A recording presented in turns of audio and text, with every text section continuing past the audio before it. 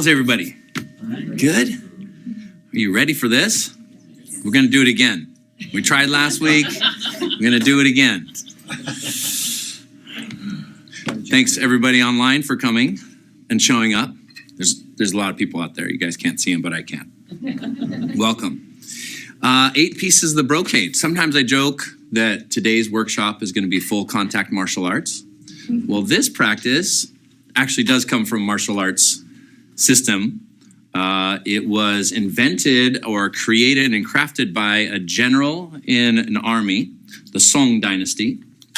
You guys knew that though. From the Song dynasty, which was about 1,000 years ago. And 8 pieces of the brocade became a very well-known Qigong set. So well-known that there's lots of variations. So imagine that game of telephone, but over 1,000 years with hundreds of thousands of people. So you can imagine that there's quite a bit of varieties to these exercises, partially because some teachers teach it this way, or they might have students that have injuries and then they start teaching it with some modifications, and you get a wide variety of practices. So we'll review some of them, and like we always do, I will focus in on some of the principles of the practice. So it doesn't necessarily matter which variation you do, but it does matter your intent, your connection to the principles of the practice, and what you want to create within your body and in the energy field around you. So as you know, we are working with Qi. So let's start there because this is the foundation of our practice. Qi means what?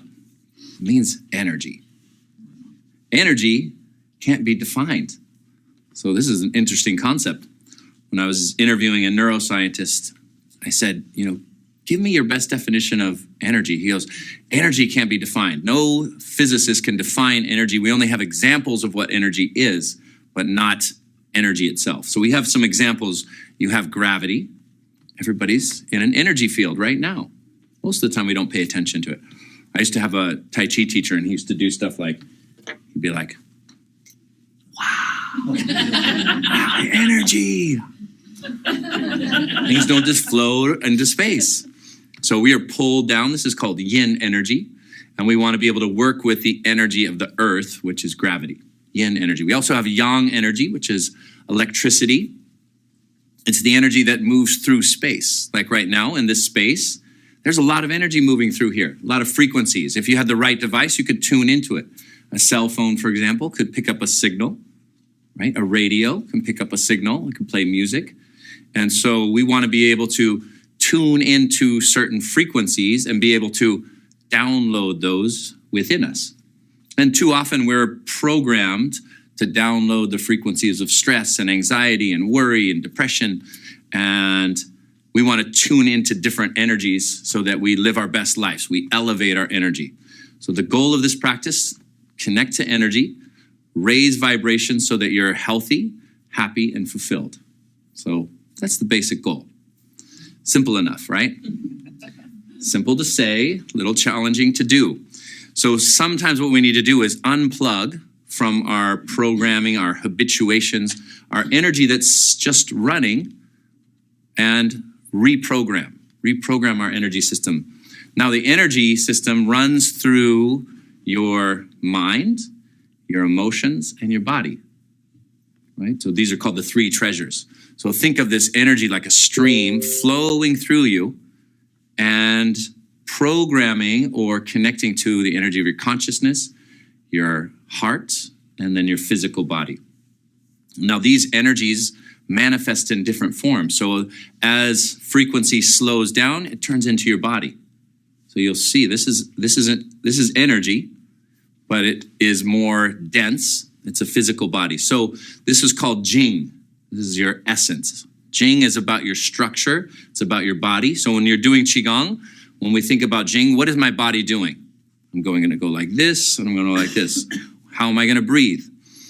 I'm going to exhale. My body's going to move like this. I'm going to bend my knees. So you're looking at the structure of your body. That's the Jing of the practice, right? So we call this form. Your structure in your body creates a particular shape. And then what we're going to do is pour Qi into you. So if your body was a tree and the wind was the chi, you would start to move in different ways. So we might say, now what you're going to do is lift your arms up and lift your arms down, or let your arms come down. This is the invisible energy now moving through the structure of your body. Your body is like the banks of the river, and the chi is like the water pouring through it. So we want to work with both form and formless, the energy and the body, right? Another part we want to work with, we want to also work with our minds. What is your mind doing while you're doing the practice? Is your attention in the present moment? Are you thinking about dinner? Is your mind wandering? So we want the mind, the chi, and the body to be in alignment. And this creates power. This creates internal power, or often what is called flow. We enter into flow state. And flow state was practiced and cultivated for thousands of years. It's become much more popular these days talking about flow state, but this is the Eastern method to flow state. You can get into flow state very easily by working with the principles of Qigong, and that's what we'll do today. 8 pieces of the brocade, like I said, was a system developed by a general for his soldiers. Now, these soldiers were under tremendous amount of stress, right? It's a different kind of stress than we're under, right? We still have stress, but arrows aren't flying by us. Our life isn't being threatened each and every day. So there's places in the world where that is true. And so this was a system that helped those soldiers to clear stress, regain their composure, cultivate energy, and be focused and clear on what they needed to do for the day. Now, our adversaries and our adversity in modern life is much different, but the principles of the practice still apply. That's why we're talking about principles. We have battles going on within our own minds, within our own emotions, within our own lives. We're working on things, and these practices can help us overcome limitations and empower us to craft and cultivate what it is that we want. And so that's the goal of the practice. Now, medically speaking, what happened in ancient China is as they went into battle and martial artists would get injured, they needed something that would help to heal them. So the martial artists actually then became the medical Qigong or acupuncture doctors. So there was a movement from martial arts into medical practice, and often it was one and the same person, right? Somebody gets injured, we needed somebody to also help them. So this practice was a medical Qigong set to clear stress and to rid the body of illnesses. And they saw that stress was a root cause of many diseases. And one of the last pieces of the brocade was called, the brocade itself was called the practice or the movement that rids us of 100 illnesses. Gets rid of the 100 illnesses. Now, what does that? If you clear stress, it gets rid of hundreds of illnesses because of the root cause. If you clear the root cause, you start to clear out a myriad of things that might happen sometime in the future. So what we want to be able to do is enter into the present moment, feel where our energy and our chi is right here, right now, and then guide and direct energy in a direction that we want it to go. So if you get present and clear, you might see that your energy is moving in a particular direction, and we can change course if we needed to. If we're going down the path of stress and frustration and agitation, we might course correct into something that's healthier, more vibrant, more sustainable. And then when those paths diverge, you're going to end up very different places after a few months of practice, after a few years of practice. So again, we want to change that program, change that frequency that we're tuned into. In group consciousness, if we look at the Western world, most people aren't thriving, not healthy, vibrant, happy, fulfilled. And so we want to course correct, we want to unplug from that, and then ask ourselves, what do I want to create? How do I want to feel? Because our feelings and our energy within us is something that we can tune into. Right? Remember, these frequencies, happiness, joy, inner peace, tranquility, feeling centered, these aren't something you have to create. It's something that you tune into. It's not something you have to make happen. You just have to relax and tune into it and then allow it to flow through us. How do we do that? Well, we first have to enter in and get clear on where we're starting from, clear on where we are right now.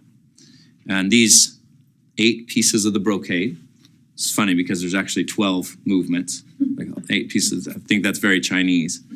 I noticed in Chinese medicine, you're like, how many questions on the test? They'll be like, 7. Oh, okay. This makes perfect nonsense. So that's what we'll do. It's actually movements within movements or variations of movements. So there's 8 movements, but then there's these variations that we can talk about. So there might be 12, maybe more different movements that we'll see.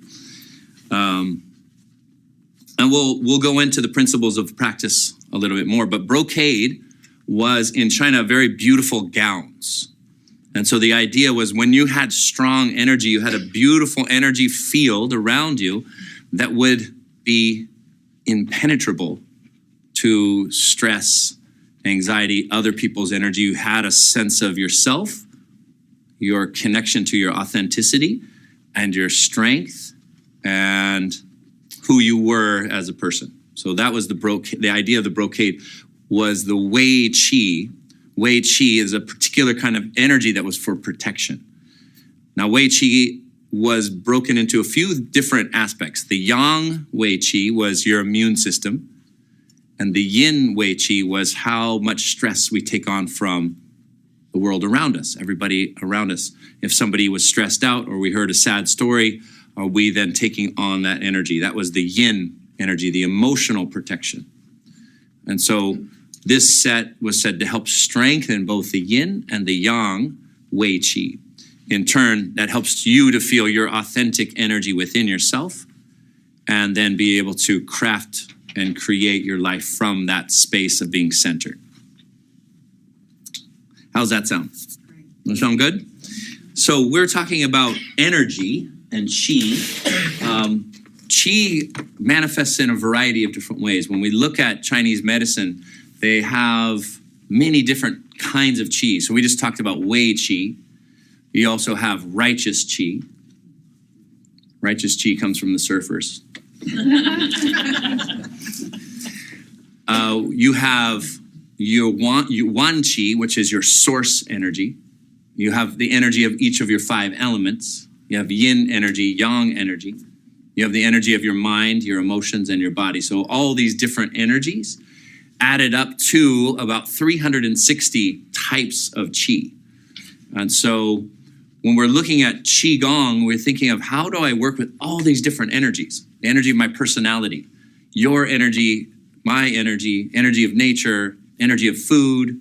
How do we work with all these different energies to lead to that particular intention of vitality, of joyfulness, and of an awakened mind?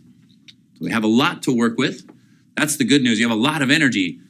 The challenging part is you have a lot of energy. What do we do with it all? Sometimes it's like when we have too many choices. Qigong can be like that too, because there's 3,500 styles of Qigong. 8 pieces of the brocade is one style, one particular style of Qigong. So we want to look at different styles, kind of deconstruct them, think about how it could work for us in our modern life, in our personal lives, and then be able to utilize the practice. So you have your personal practice, your personal energy, right? We want to elevate. We want to get our energy up. To be effective in life, you need energy, right? Then you have your interpersonal energy, the energy of all your relationships, friends and family. This is the energy that feeds us and that we start to communicate with and mix together. Alchemy. Then you have your transpersonal energy, your relationship to the divine. Right? So our energy to the divine, the universe, higher power, whatever it is we want to call it, it's another relationship. So we have a relationship with ourselves, a relationship with the world we live in and our humanity, and the relationship to the divine. These are all elements of qi that we want to get skillful at because they all influence each other. And forms like 8 pieces of the brocade can help us. Now, some people practice Qigong just as a movement practice, just to clear a little stress, maybe release some tension out of the neck and shoulders, and get some energy moving and circulating. There will be benefits in all those energetic qualities that we were just talking about. But if we become more conscious about transpersonal, interpersonal, and internal energy, we can be more effective. We have more gong, meaning you have more skill at the practice of working with qi. So some of these movements are fun. Some of them are a little bit funny. Some of them are different, but quite effective because we're looking at doing exercise and movements to move qi. So it's different than exercises that will create flexibility or build big muscles. This is going to be specifically for your energy system. So when you're doing specific exercises for energy, it looks a little different than other kinds of exercises. Exercise is a little bit funny. If you ever go to the gym, you see people on those machines. If you just step back a little bit, it's kind of funny. Right? What are we doing here? We do all kinds of funny things, and then they become normal. Qigong hasn't quite become normal here. Go to the parks in China. They're doing all kinds of interesting things. And it's just a cultural representation. So we'll see some exercises that are a little bit different. Some of these exercises I learned way back with Montauk Chia. He didn't call them 8 pieces of the brocade. But you might see these exercises pulled out into different sets as well. There's a seated set of the 8 pieces of the brocade. The general thought, they were in the mountains of China, so it was very cold. So he wanted his soldiers to ease into the day, stress-free and energized. So you kind of wake up, maybe sit up on the edge of your bed or sit up on the floor, and you do seated Qigong exercises. These are a lot of Dao Yin types of exercise where you're massaging your body, you're working on pressure points, you're guiding and directing the flow of vitality through your system with mind, movement, breath, and acupressure. Very simple set, and it's a great one to just rise and shine. Give yourself a lightning flash of vitality in the morning. Wake up. So Qigong will help you to wake up with energy and clarity. You can still have your cup of coffee, but you could do a little bit of practice. Doing a little bit of practice in Qigong, they say, wake up with a lightning flash of vitality. These are ways in which we can wake up our energy with a little bit of knocking, or with some breathing, or with some movement that help to create energy in our bodies and clarity in our minds for our day. At the end of the day, we might need different energy. We might need energy to clear stress, calm down, let go, release. And so there's different sets for that. The standing set of 8 pieces of the brocade has a lot of movements like martial arts, but they're done in like a Qigong kind of way, nice and slow, with intention and with breath. So we can look at it from different angles and then craft and create our intention for doing the practice. We'll feel our Wei Qi. So let's start off with just getting present, feeling where we are. Unfortunately, the present moment is the only place you can start from. So let's just get clear about that. And once we stop resisting the present moment, you will feel more energy.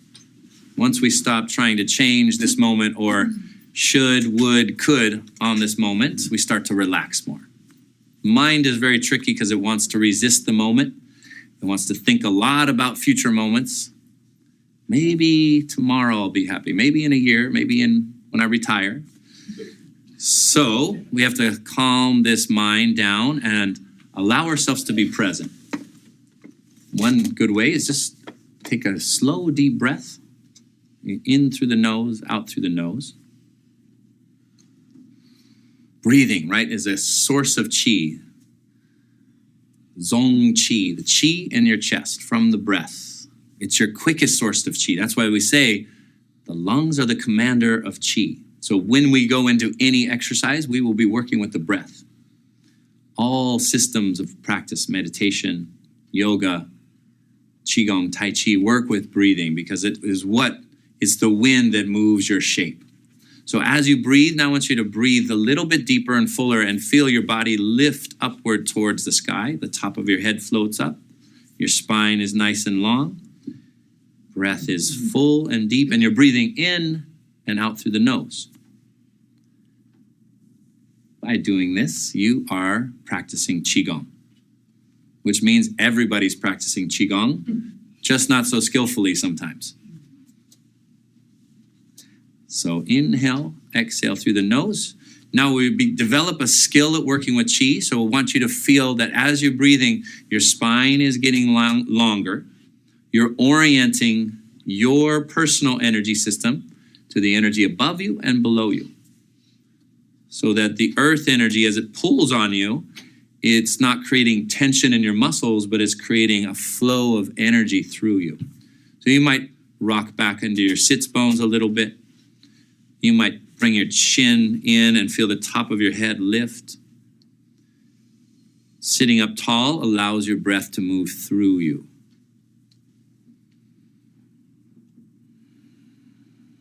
Now, a breath that will help clear stress is sometimes it's called vagal breathing, because the stress response from the vagal nerve. If you slow your breath down, you inhale and pause 2 seconds. Pause, exhale. We'll just do just that. This idea of influencing the vagus nerve to create a relaxation response.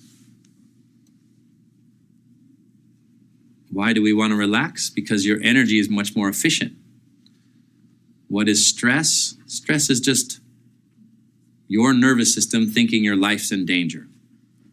So when you're under stress, when you're feeling stress, you can consciously override that by just asking a simple question. Is my life in danger in this moment? If not, then you want to relax. You want to override the stress response and get into relaxation, because in relaxation, you're more effective. Your brain works better, your body works better. So slow your breathing. Inhale and pause. 2-3 seconds, exhale. Long exhale all the way out. Inhale. Top of your inhale, pause 2 or 3 seconds. And exhale. And just feel the relaxation response in your body.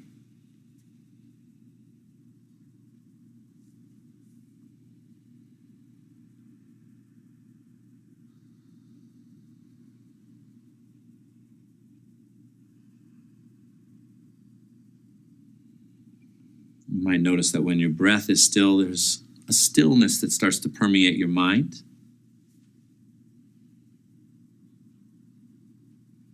Now you can add a little pause at the bottom of your exhale. Little pause at the bottom of your exhale as well. 2 seconds and 2 seconds. You don't have to count. Just let your breath be suspended at the top and the bottom. And see if you can make it a little smoother. There's no effort in the breath. So when you inhale, it starts to slow down at the top of the inhale and just hovers. Just let it suspend and hover. And then softly, just relax your chest, relax your shoulders, and the breath will leave the body without any resistance or attachment. And there's a little pause at the bottom of the exhale. Those pauses tell your mind-body system that you're safe in this moment and that you can relax. When you relax, you switch into parasympathetic nervous system, which is where healing happens. If you're working on any healing in your body, you want to be in parasympathetic frequently through the day. In stress mode, the body-mind system is on alert of external threats.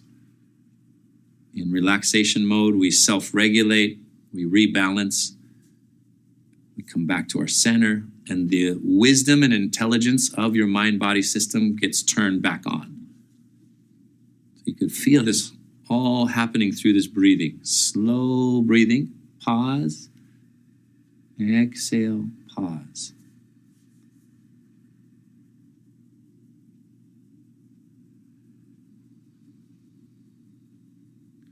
You're starting to develop a relationship with yourself, a positive relationship with yourself where you're relaxed inside yourself. And You don't have to think about anything. You just go into relaxation, and your body is very wise. Your energy system is extremely intelligent. What do you need to do? You need to step out of the way. This is why the saying in Qigong, do less and accomplish more. That should be freeing. Do less and accomplish more.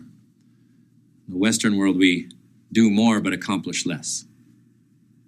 The more that we want, more moments of elevated energy, more moments of deep connection with each other, more moments where we feel connected to a higher power, to nature, to our life purpose.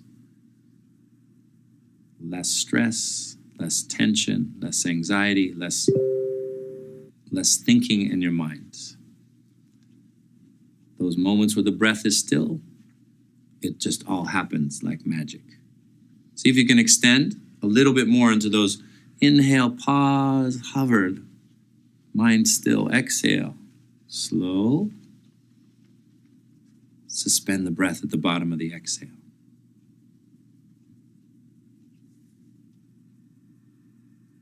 And notice when your breath is still, you are present. You are here in this moment.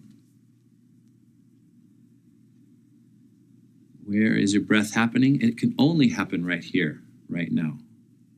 When you pay attention to the breath, you become present.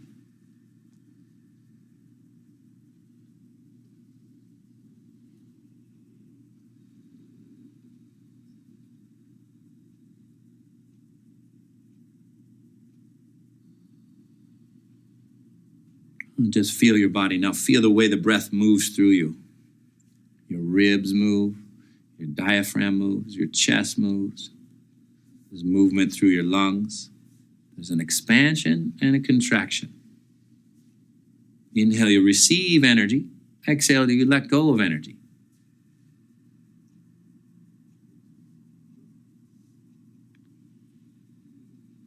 Let your breath be non-resistant. This flows through you. Chest relaxes. Neck and shoulders relax.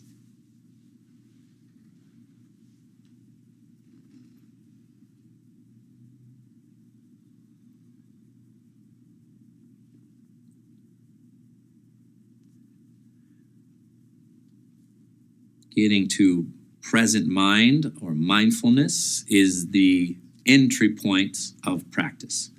And we could do all kinds of things. This is the beginning of the trail, and then the journey starts.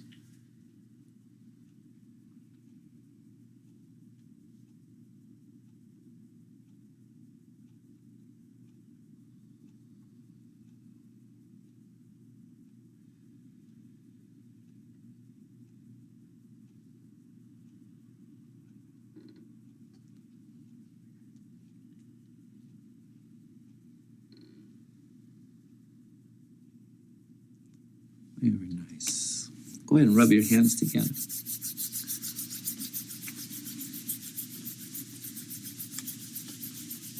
So we start to activate chi. So we get our minds present, and then we start to work with the energy in the body. So rubbing the hands together can activate chi. And if you just hold your hands like this, we start to feel a little bit of tingling or electricity in our hands. Where does this chi come from? Within you. You activate it like this, and now we can feel a sensation. And so as we go through our practice, let's tune in to see if we can feel more and more energy activated and then circulating through us. So one of the 8 pieces of the brocade goes through massaging techniques. So this is a nice seated practice. We're going to massage our kidneys. Let's go up and down on your kidneys. Just like we were doing the kidneys were seen as the batteries of the body, the internal batteries. So you're rubbing the kidneys and charging up your batteries. And then hold your hands on the kidneys and breathe into them. See if you can send some energy and breath towards your lower back, the batteries of the body. When the batteries get depleted, When you're not plugged in for an extended period of time, your energy gets weaker. So you're plugging yourself in and charging up your batteries.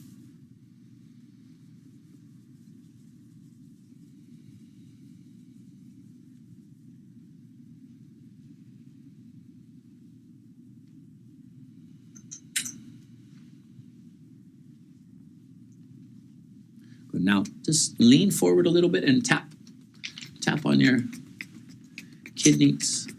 Go up and down your lower back. Up and down the lower back, your low back to your tailbone. Now you're working on some acupressure points. This is the bladder meridian by the kidney. The bladder meridian is the longest meridian in the body. There's 67 points on the bladder meridian. The paired organ of the bladder is the kidneys. So we're working on different acupressure points that will help to energize these organs. Now hold your kidneys again and breathe.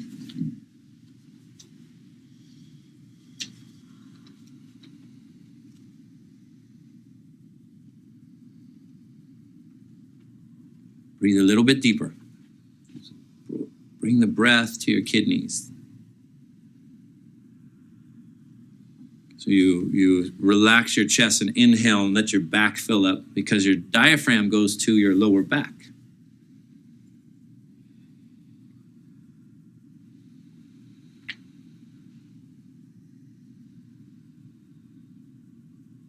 Good, now come to your chest. Knock up and down on your chest. Free up the energy in the lungs and the heart. Look up a little bit, inhale. Go ahead and blow stale energy out through your mouth.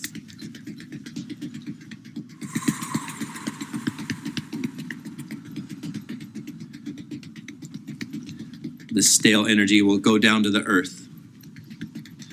Don't worry about your neighbor blowing on you. You just, oh man, stale energy on my shoulder again.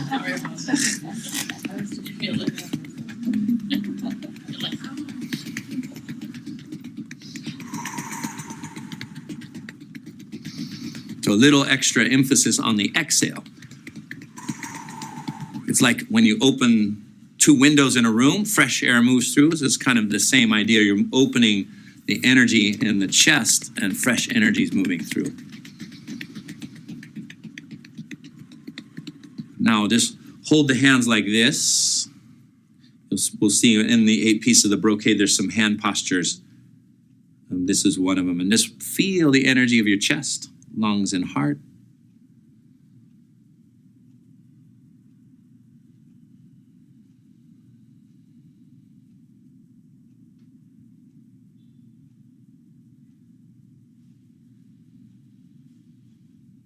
Now we start to activate a little bit of energy. You bring your hands down.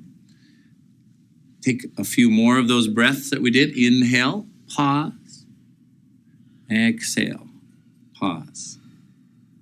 Feel that there is more energy available within you and more sensation. You can feel your chi.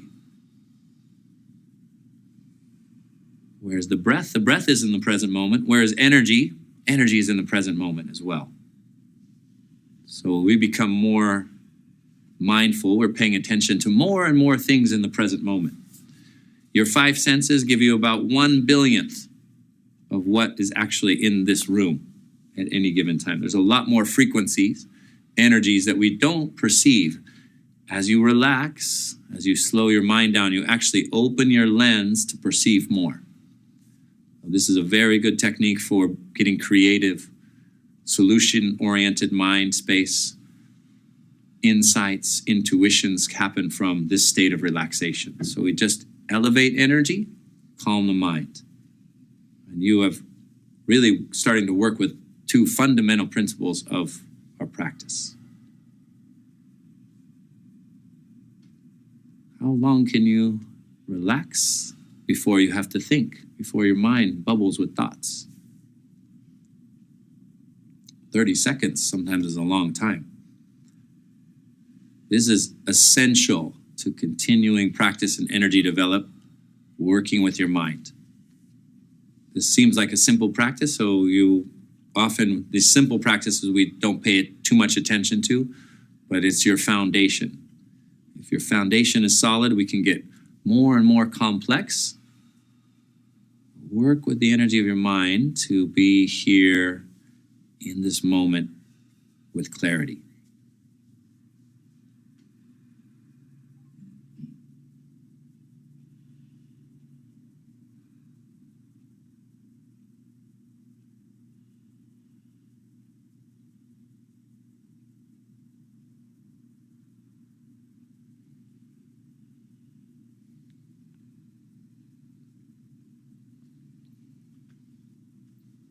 Rub your hands together again.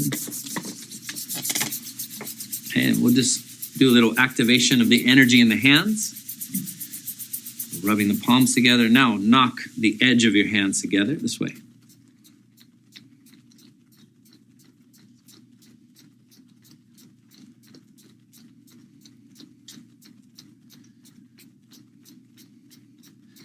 And then open the hand, punch into the center. So your middle finger knuckle into the center of the palm. This point here is called Lao Gong. And you just, I told you, full contact martial arts. This gesture very much depends on your facial expression. This means a whole lot of things, right? Opening the energy in the palm of the hand. Lao Gong means palace of toil. A lot of hard work the hands have to do sometimes. So open the energy here. Go to the other side.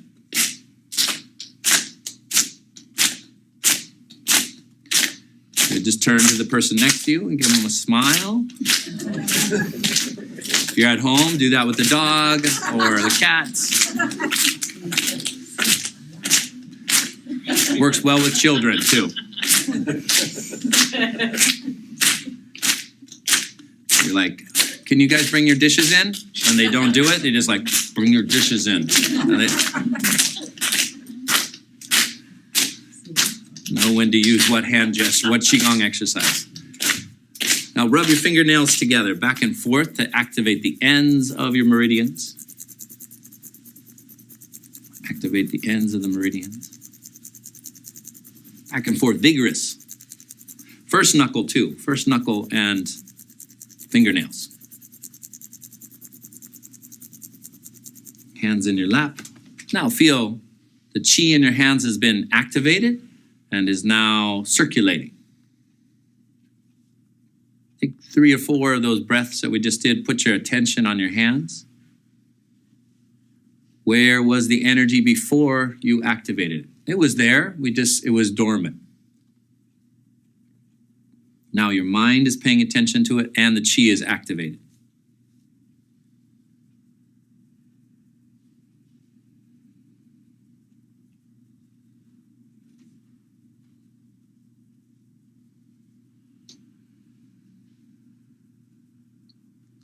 And this little short routine can be a great morning practice. You can do it, wake up, you can sit on the edge of your bed, you could do it lying down, slow breathing so that we're getting out of stress to start the day. A lot of people start off with high levels of stress right away. What do I got to do? I got this to do, I got that to do. It's good to have a foundation of your day of relaxation, of clarity and calmness, because then your day will flow in a much more positive way. So start your day with some practice that helps you to cultivate the energy direction that you want the rest of the day to follow. Things will happen. We'll get knocked off our center, but we'll have more resources and more connection to that initial energy than if we didn't do the practice. You have longer periods of time of staying and maintaining flow, high levels of vibration with a good morning practice. All right, we're going to push our chairs out of the way, and we're going to do some 8 pieces of the brocade and some Qigong. If anybody wants, there's some wonderful snacks in the back. Chris and Hetty and my mom brought all kinds of wonderful snacks. So why don't we take 5 minutes get a drink, use the restroom if you need to, move the chairs out of the way, and right now you don't need a mat, but if you wanted to stand on one, you can. So we'll take a 5-minute break, and we will get ready to practice. All right. You ready for some 8 pieces? So they have nice poetic names, often. Double hands hold up the sky or hold up the heavens. You've seen these exercises before, but in the 8 pieces of the brocade, it's done a little bit slower and more times. So it becomes very meditative of a practice. So we'll go through them and we'll put it all together, and then I might even add a little bit more invigorating kinds of Qigong for your body. So double hands holds up the sky is this one here, where you have your hands in front, and you're going to bring the hands up. Bring the hands up over your head, and then you're going to come up onto your toes. And now levitate.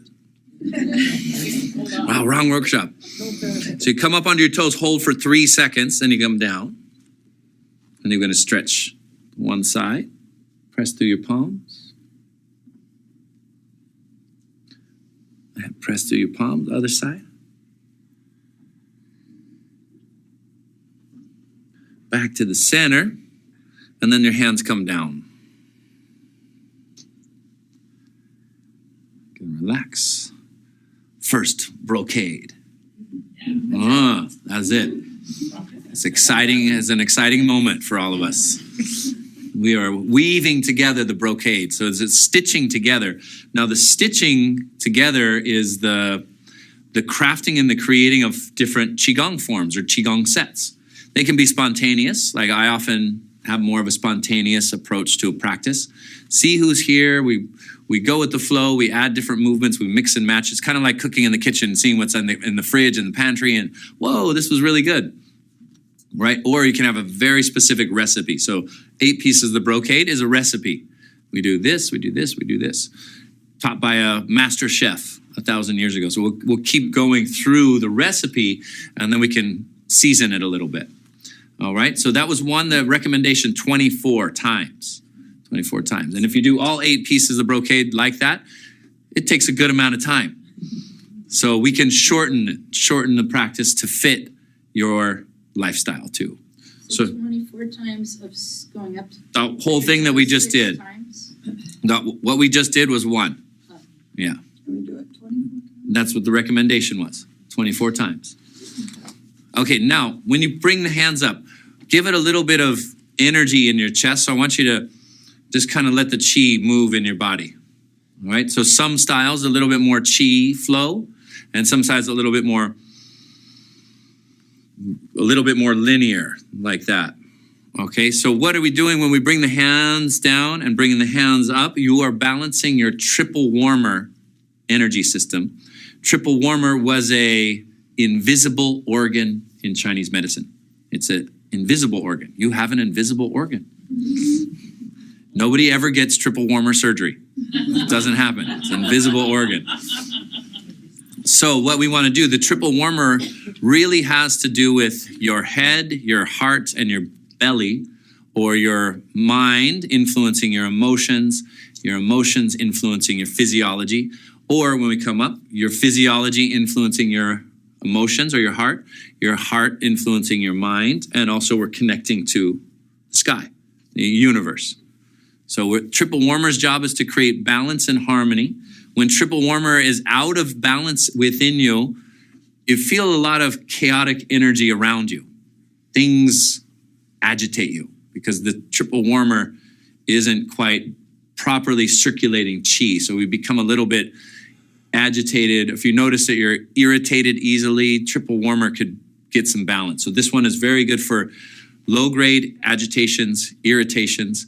When you notice you're getting mad at your stuff, your triple warmer is a little out of balance. Like, just car door. Right? When you've had agitating moments at the things, right? Because I don't know if the car door really cares. So it's just you're getting agitated and triple warmer is getting out of balance. So we can hold everything as in. Slow down and we're going to breathe. So let's just try it more linear first. We're going to inhale, Nice and slow. Energy rises and you come up onto your toes. Come down. Exhale and stretch. We can see the breath is, you make the breath longer and slower. Just a couple breaths here. Now this is your liver gallbladder meridian in the rib cage. Liver gallbladder meridian. Does anybody remember the emotions associated with liver and gallbladder? Anger. We just said it. Yes, anger and agitation, frustration, jealousy, envy, stress. Things that you guys don't have to deal with because you practice Qigong. Coming back and down. Now, you don't want to just go like this. The whole thing you're being mindful. So our practice this morning of slow breathing, it's the same with this one. You're mindful through the whole thing. A very simple exercise, so your mind will want to bounce away from it because it's not too challenging. Come up onto the toes. Come down. Side stretch. Stay engaged. Breathe. Your inhale, little pause. Exhale, little pause. Other side.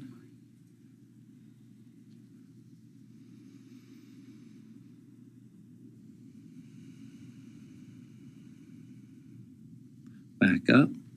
Now float your arms down. As your arms float down, your mind floats down. Connect to your belly. Layer by layer, your body's energy gets balanced. Now that the energy is starting to move, some teachers have a little bit more of this, like the water in your body is swirling. Sometimes when you're in the ocean or in a lake, you can feel the currents moving underneath you, although maybe the surface is still. So stir the currents of energy so you can sink your chest and just start to move the energy up. There's no right or wrong way of doing that. Just float the hands up onto your toes. We're breathing slow and deep. Come down, side stretch.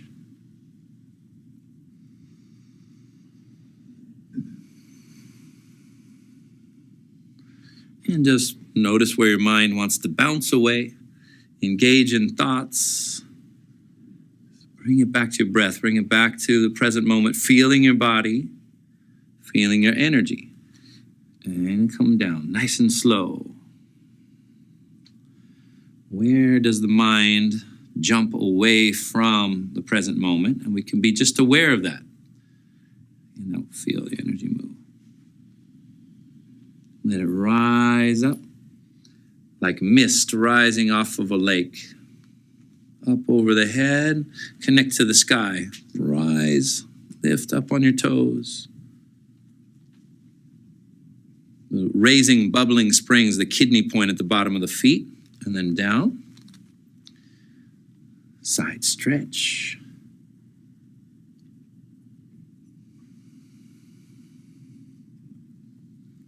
Side stretch. Breathe into it. Each position is like a breathing exercise. You can, when you shift your body, all of a sudden you can breathe differently into your body. Back. Now float the hands down, and as the hands float down, the mind becomes calm, heart becomes calm. We're back to our center. So your mind becomes like a clear mountain lake. There's clarity, there's a reflection in your mind, a receptivity. Now float the hands up. Move with a little energy, slowly. Take a nice deep breath. Come up onto the toes. Exhale when you need to. You'll hold about 3 seconds. You can hold longer if you want. Strengthening your feet, lifting the kidney energy. Come down. Side stretch. Breathing into the liver and the gallbladder. Liver and gallbladder have to do with your inner representation. The images that you are that are going through the screen of your mind. We want those images and our internal dialogue not to be stressing us out. We tend to stress ourselves out.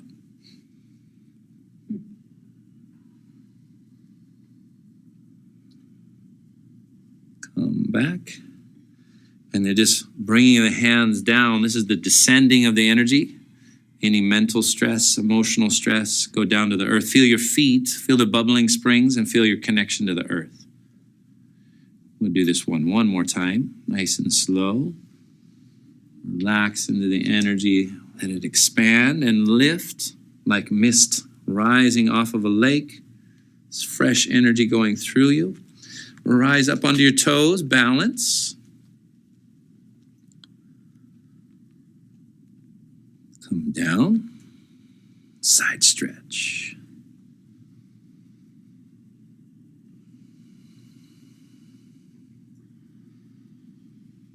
Side stretch.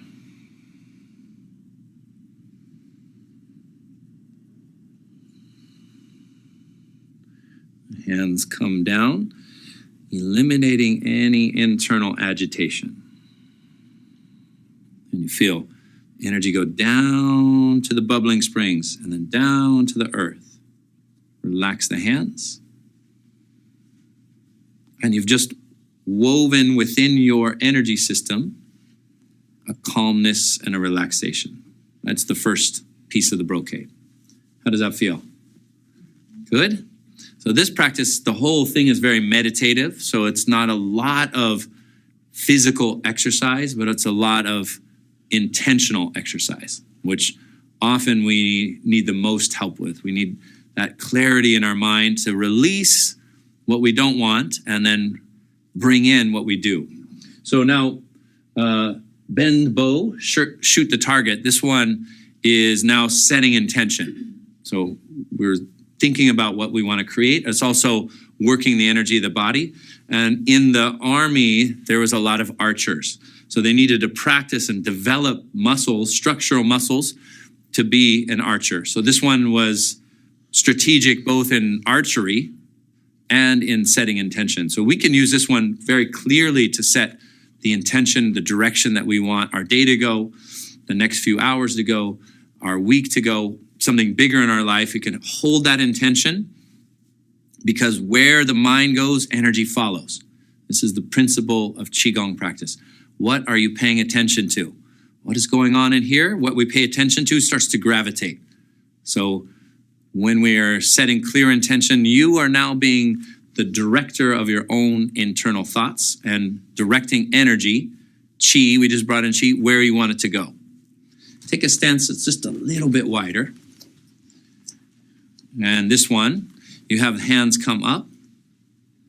You're going to turn, just turn to your right. And for me, I like this posture. This one here, you're going to extend your first finger like you're setting your sights. I've seen it touch like this, like an arrow. This is your right hand. I'm doing your mirror, your right hand. And your left hand is pulling the bow right by your heart. So it doesn't matter. You can point, you can just hold the hand. This one, like this, is kind of a nice, energetic fan hand. Like your hand is like a fan that's open.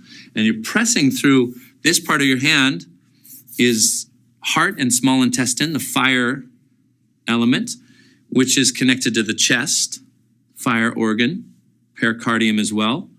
And it has to do with desire. So we used our desire to create power, and then we use the mind to focus on what we want. So as an archer, you need a strong energy behind the arrow. And you also need clear intent and focus. And this is a clue on how to bring chi into reality. Strong intent with power behind it. So we're going to come up like this and turn. And as you turn, we're going to sink down. Strengthen your legs. Feel grounded and rooted. Hold for 2 breaths. The breathing that we did earlier. A little more powerful, though, in the nose. Bring the hands in, this extended hand in. And as the hands come down, stand up a little bit. This is where you'll see a lot of variation. Are we standing back up? Is it a low stance? Is it just a pulling of the bow? You've seen me teach with different movements of cultivating energy. So this is the traditional one. Let's do it to this side. What is the prescription on this one? 24 times. Is it 24 to the left and 24 to the right? Or is it 12 and 12? We don't know. They're coming up. And turn. Now sink down, but pull the bow. Feel like there's a little bit of energy in your arms. Look through your fingers, setting your sights. Setting the target. Now 2 breaths.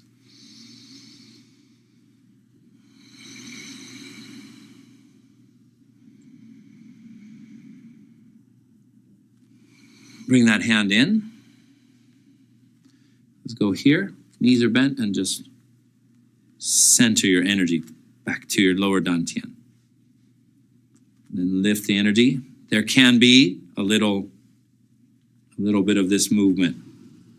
A little bit of chi movement. Wow, somebody's really revving their engine up. Pull up. Yeah. And turn. Pull the bow. Open the chest. Some energy behind that arrow. Now focus your mind. Look through the finger, pass the finger into space. You're looking out into space. What does space represent? The field of potential. What do you want to create? You focus your mind on it and now bring it back. Bring back that energy. Center it into your belly. Right? The field of potential is the invisible space around us, the frequency. Now you tune your mind into the frequency that you want, and you bring it back. This center means it becomes real. This is the earth center. It becomes physical, becomes manifest. Let's do it again. Float the arms up. Give it a little pizzazz, and then pull the bow.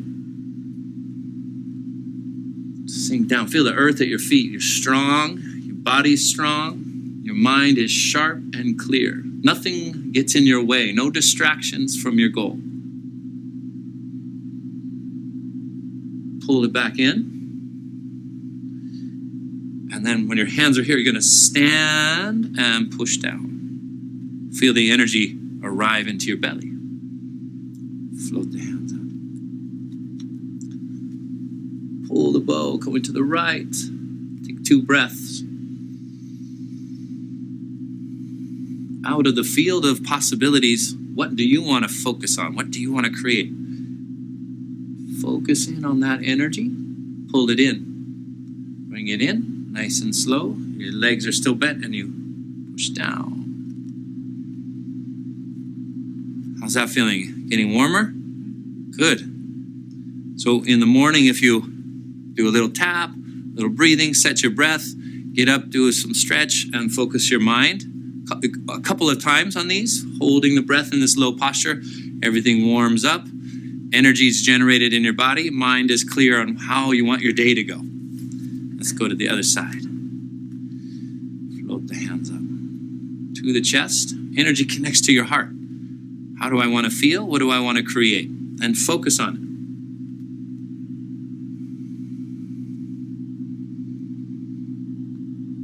Eliminate distraction. Focus your mind.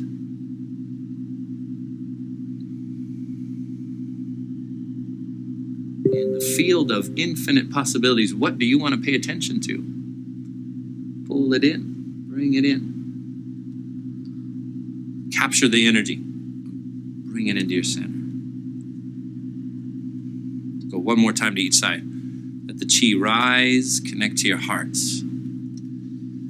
Heart is about living with more joyfulness, living with passion or excitement. Focus on that. So if your intention, it can just be on that one word: joy, happiness, excitement, passion, compassion, love. Tune into that frequency, that vibration. Bring it in into your heart. And then just be surprised on how it shows up or manifests in your life. Lift to your heart. Turn. Get strong in your structure and your stance. Focus your heart energy. Love, joy, compassion. Bring it in. Bring it into your chest. Push down. Now just breathe into your center. Hold your hands so they're just a few inches apart. Feel that your body is charged up and your mind becomes clear.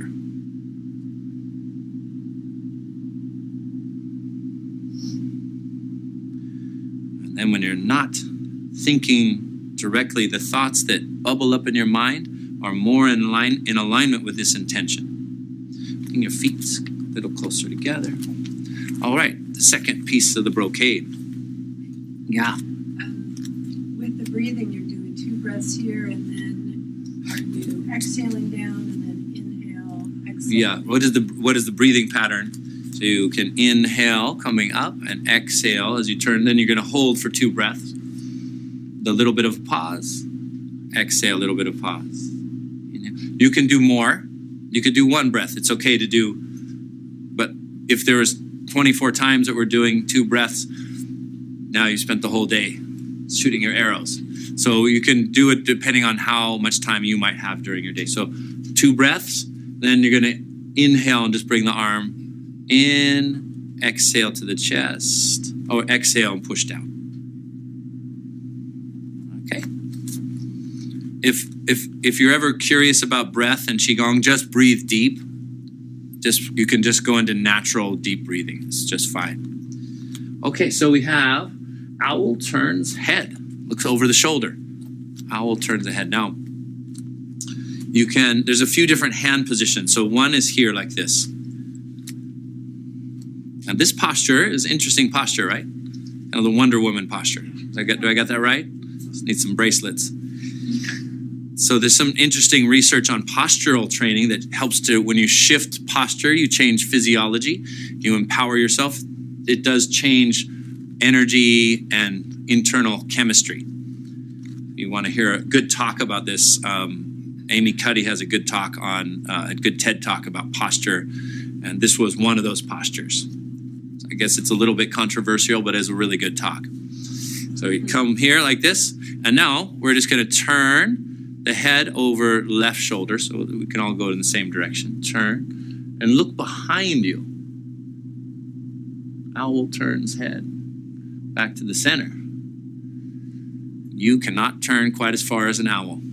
They can actually look all the way behind them. So you're going to just turn. And this is going to, first and foremost, release tension and tightness out of the neck. Now, you might feel as you pull the elbows back, you get a nice opening through the neck and shoulder area, back to the center. Recommendation, 24 times. There's going to be 3 postures. So you can see this form, 8 pieces of brocade, ends up being quite long. Are you rotating your chest too? No, just the head. Yeah, just the head.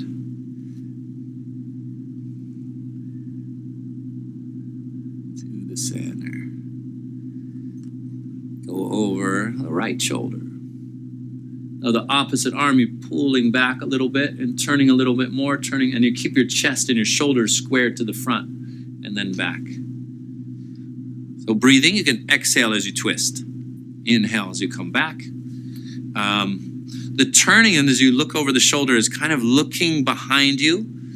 Behind, the energy behind us has to do with our past. It has to do with the surprises that life often throws our way. So it's getting comfortable and letting your body open into it and bringing the wisdom. When you come back, you're bringing the wisdom from your past back to your present moment.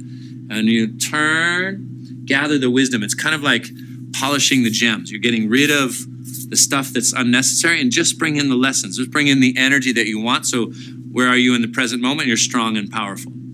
So the past isn't weighing us down. It's not a burden or a heavy energy. I'm going to gather. It's going to excavate the treasures from our past, bring them into the present moment. You The breath can be a way of letting go, and physiologically opens different meridians in the upper back and neck. Now hold your kidneys. So the second position, you're gonna just hold your hands over your kidneys. Pull the elbows back. Pull the elbows back. Same thing, you're just gonna turn. Nice and slow. Little bit more. Turn a little bit more. Lift through the top of your head as you turn. Come back to the center. Let's inhale. Exhale. Pull the elbows back. Turn the head. Come back to the center. Inhale. No quick movements. It's all slow with mindfulness. Inhale back. And just release the neck and shoulders. Let go of the thoughts. Just be present with the movement in your body.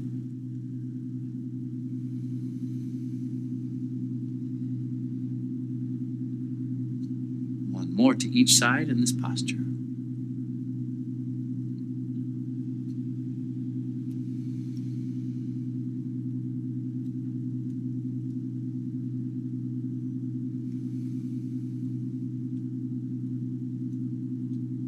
Back to the center.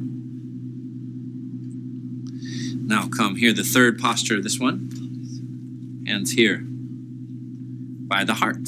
Our emotions connected to our past. So we're gonna just release this line of tension that connects here. Make it light, relaxed. Again, pulling in the wisdom, letting go of anything heavy. So our hands are like this. Take a nice deep breath. When you exhale, turn, look over the shoulder. Nice and slow. Breath is long and deep. Come back to the center slowly. Exhale, turn, look over the shoulder.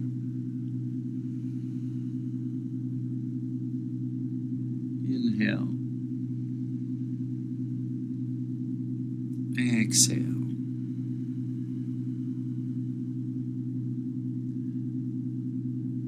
Inhale. If your mind gets agitated, your movements go fast. So you try to stay slow in your body. Notice that the mind wants to speed things up, jump ahead. This is the training. Especially this returning of the head back to the neutral position. Again, turn.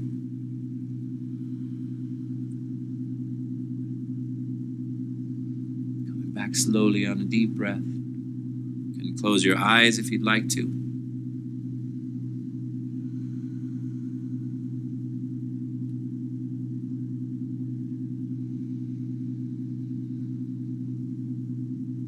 Relax. 3 positions. Turning the head. Yeah. All 3 of the hand positions. You do all 3 of the hand positions.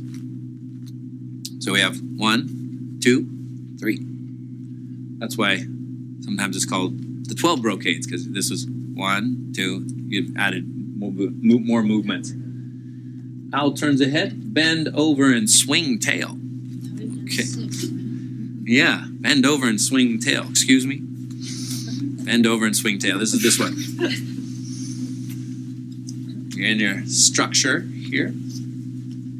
And now from here, let's just loosen the back a little bit. Just lean forward and push away with the opposite arm. We do this quite frequently in our class. And just release the lumbar spine. Try to drop your hips down. Bend your knees more. Drop your hips down and then push away.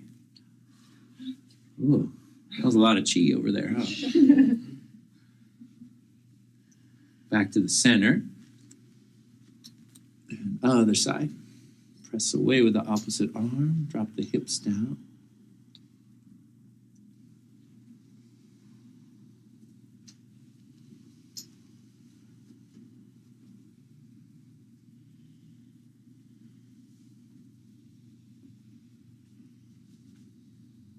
Back to the center.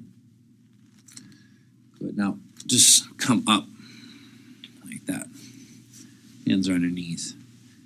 Going to work your legs a little bit. You're going to exhale. You're going to go to this side and come across and back. Inhale. And then you're going to exhale.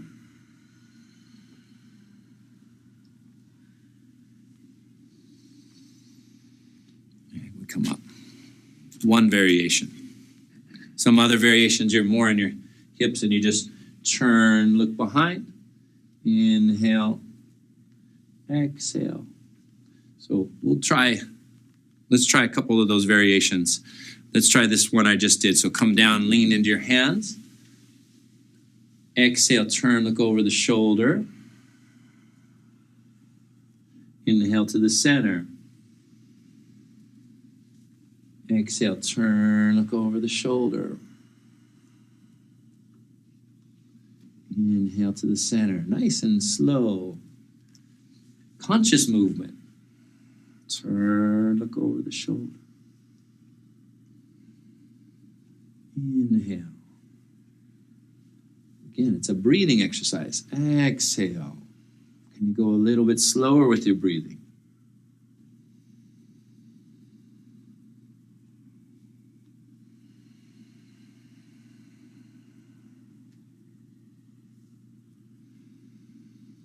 This one specifically for the kidneys and the bladder, the water element, and your lower spine. Previous exercise for your upper spine.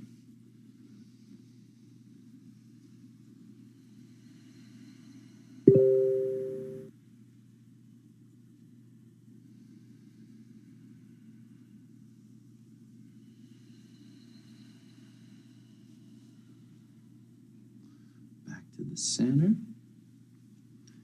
Come up. Walk it in. You can shake your legs a little bit. How's that feel on your low back? Really good. How's that swinging? How's that swing? I don't know. How's that swinging the tail? I felt my Yeah. tailbone move. It's your tailbone and your lumbar spine that it moves, this whole area here. And the internal energy moves right through this area. So we'll do the next variation. So that was one variation. Let's do this variation. This one's a little stronger in your legs. You're wider than shoulders, but you're not too wide. Hands here. Now your spine straight. Inhale. Exhale. Look at your outer ankle. Keep exhaling as you come across and look at the other outer ankle. And then inhale back to the center. Try to get lower. Exhale. Spine straight. Exhale all the way across. Inhale. Exhale.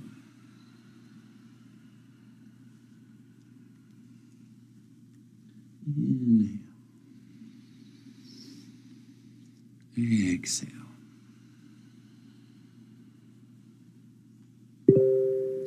Inhale to the center. Exhale up. Now feel the chi expand in your whole body.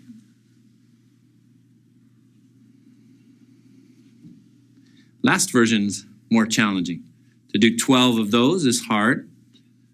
12, is that 6 on each side or is it 12 on each side? We can say 6, how about? We did a couple. So it really builds the strength in your legs, especially if you're like that. You can modify it by just coming up higher, but gradually go lower, lower, and not hinging anymore. So this is one of those versions that makes it really challenging is you're going to build your roots, your legs, and then if this is stationary, when you move your spine, you get a lot of mobility in your back. So the key is not to go like this, come off the ground. You're not making your spine work as much. So this is your structure. Turn. Do you see how I'm moving my spine and the knees stay open? And then you go cross. And I even can push with the hands a little bit. And this is great for your kidneys. When you come up, chi expands. Could you feel that? Whew, it's a good workout, huh? Shake out your legs.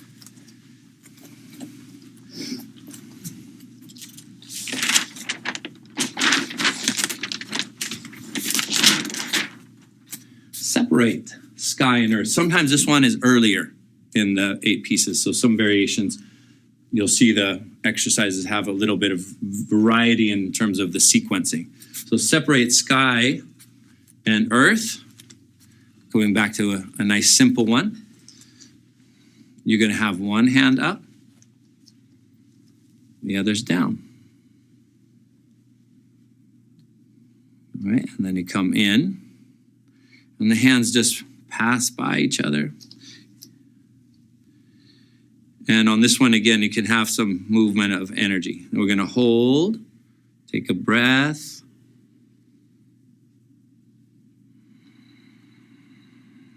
Exhale. Some variations you hold a little bit longer. Come in, bend your knees, and then just let the chi swirl through you as you expand and feel this vertical length, upward and downward. Vertical means both directions, so feel energy down, energy up. This one is for your stomach and spleen. Stomach and spleen for the earth element. When the stomach and spleen meridians are right through here. So as you come here, it's strengthening those organ systems. Now you can spiral your hands in so it's like the pinky fingers are in towards your body. Bend. Nice and slow, straighten. Take a deep breath, exhale. Body softens, nice and slow. See if you can breathe longer. Then inhale. Connect, keep inhaling, little pause. Exhale. Bend knees, spiral arms. Connect heaven and earth.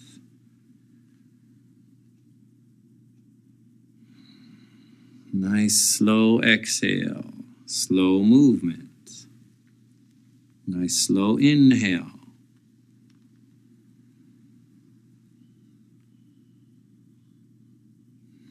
Feel those little pauses, top of the inhale, bottom of the exhale.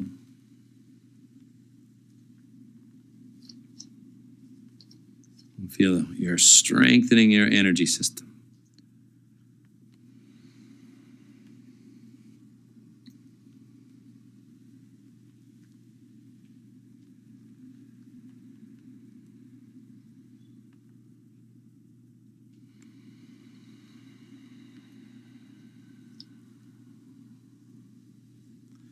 Deep breath. Exhale.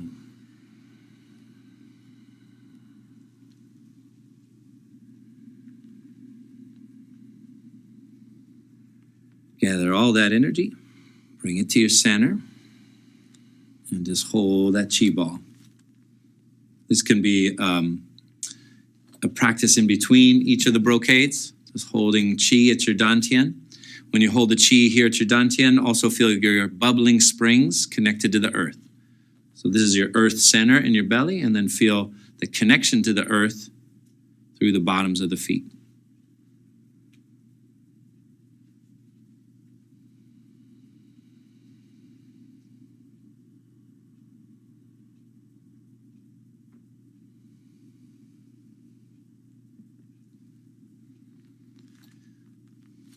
Now bring hands up.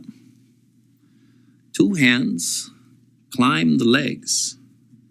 Interesting, right? We're going to go forward like this. Just hang forward. Your knees can be slightly bent. Let's just relax into our forward bend. Release the neck. Knees can be slightly bent unless you're really flexible. You could straighten the legs, but it's not designed to be a deep hamstring stretch. Is more of a low back kidney release. Relax the base of your skull and relax your shoulders.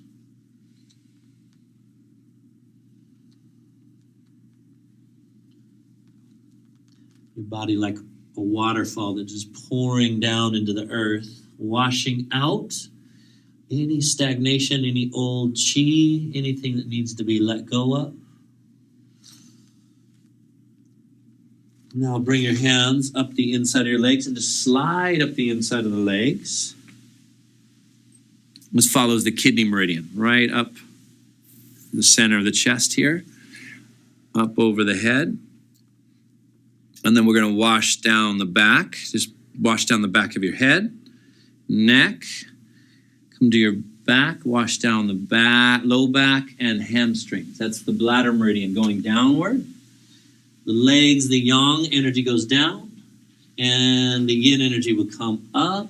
We'll just come right into it now, come up. You can just go like this, right up through kidney meridian right here, up over the head, and down the back of the neck. Wash down the back.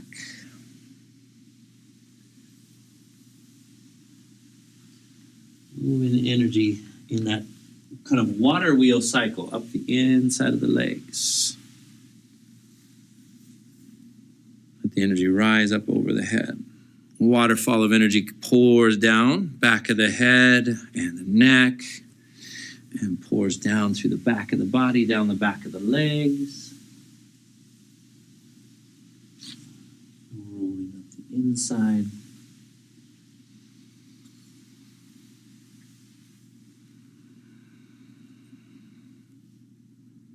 Breath is just natural, flowing down the back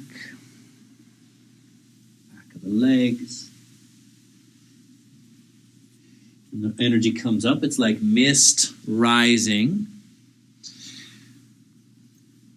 and going all the way up, creating the clouds, energy above. And then the energy rains down, or like a waterfall pours down the back, washes out any tension, good for balancing the nervous system.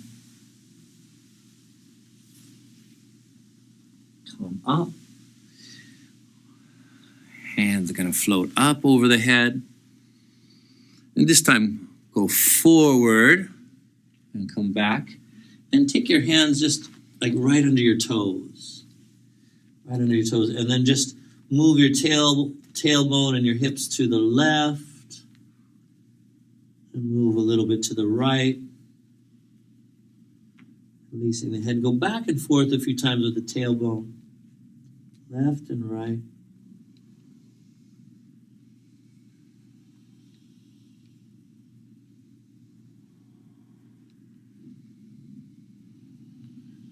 Let the chi move into your lumbar spine, your kidney area, and your door of life.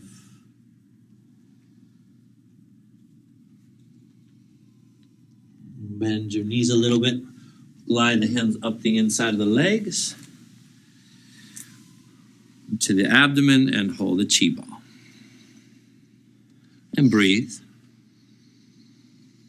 And breathe.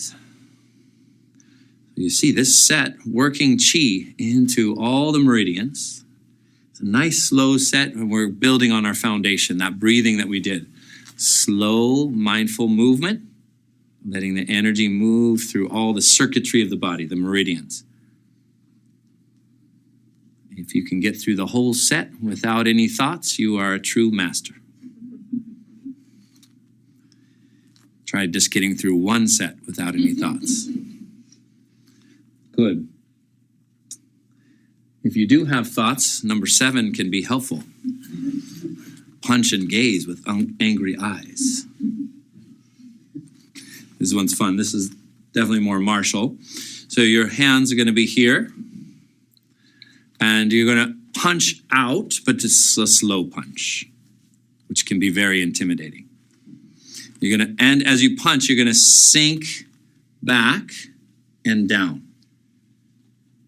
And then you pull in and rise up. Now, here, shoulder square. And when you punch, you don't have to lean. So you come down nice and slow. Feel the earth. Feel the energy go up from the earth, out through the arm. Sink. Pull back as inhale. Exhale.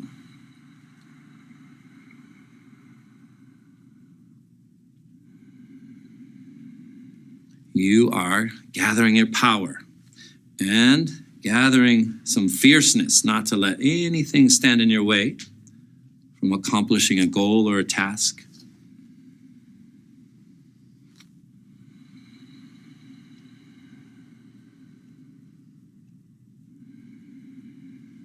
This has a spiraling quality to it, right? So the hand spirals and turns.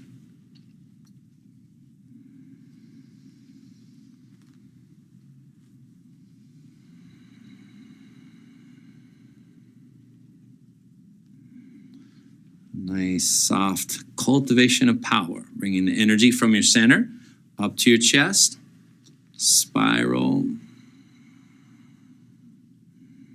Bring your power back to your center.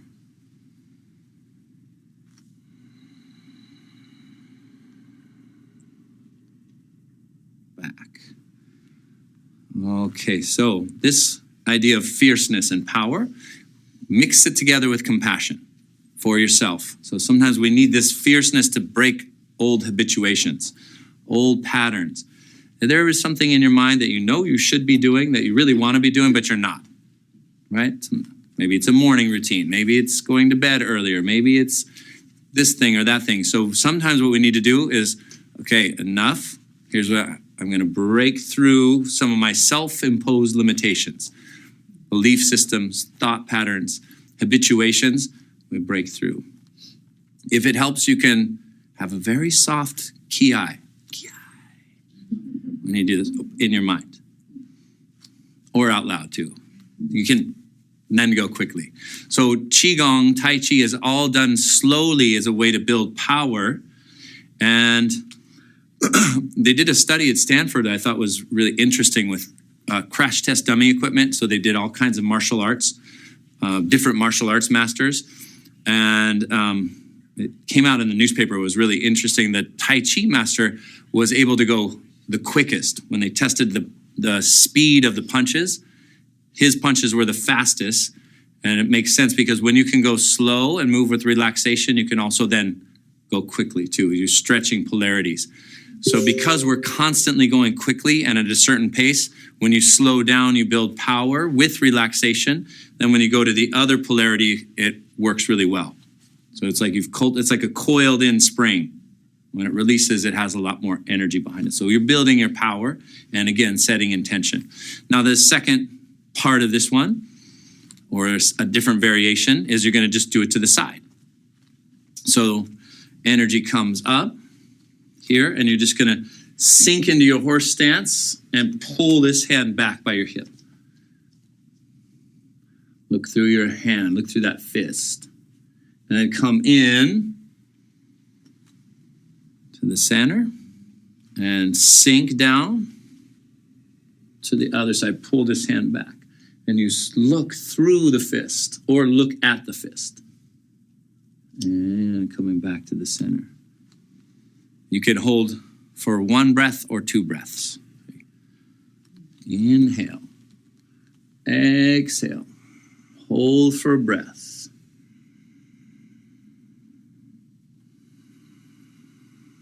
Inhale, coming back. Exhale, float that arm out. Pull in, get into your stance. If you want, you can widen your stance. 1 breath here. That means inhale, exhale as you hold. And then inhale, come back.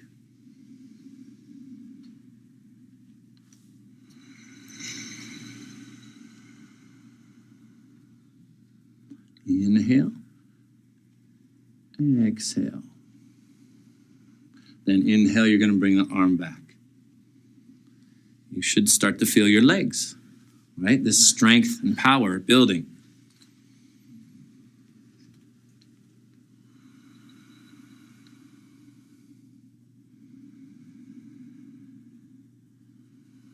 Inhale, coming in.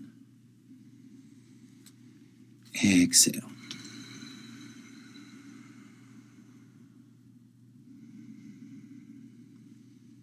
So inhale and an exhale. Then an inhale, you bring it back in. One more time.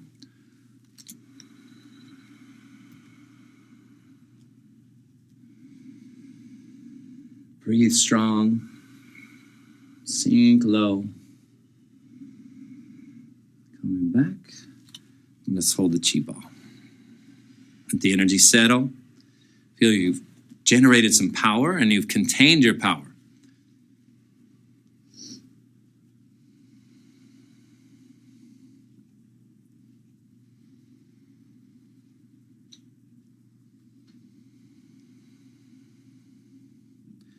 Relax. This last one, interesting. The varieties of this one is quite a few.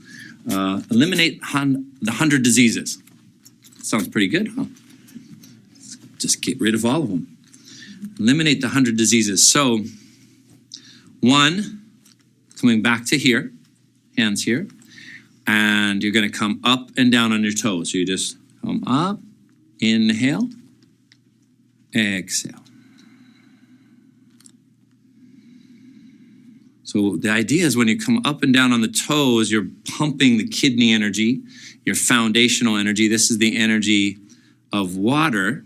So you're going to irrigate the whole system, strengthen the bones and the joints.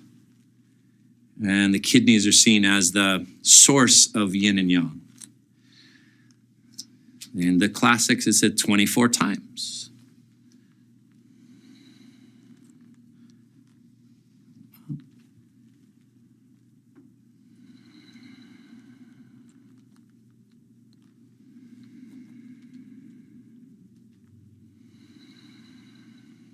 Good. 23 and 24. Excellent. Good counting. Hands over your kidneys. 24 times. You're going to be 3 positions. Come up.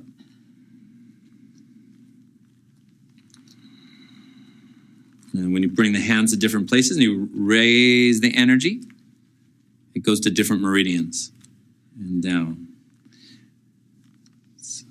Breathe. Now try to lengthen the breath, meaning you're going to also lengthen how much time you're on your toes. Inhale, pause. Exhale, slowly come down. Pause.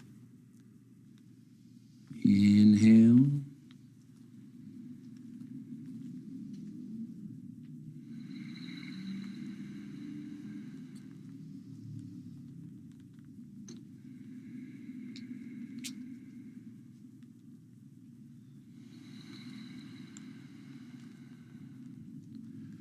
Good. One more.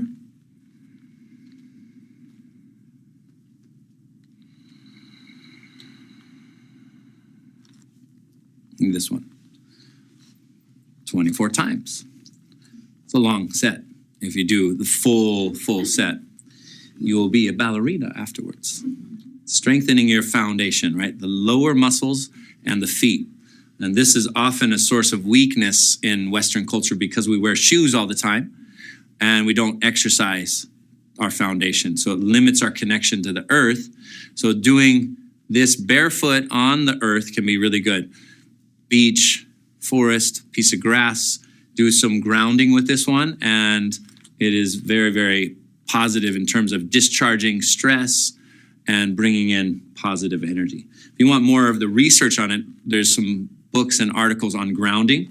30 seconds to 1 minute of bare feet on the earth has a really positive effect on your whole system. So we're here. Inhale. Exhale. Nice and slow.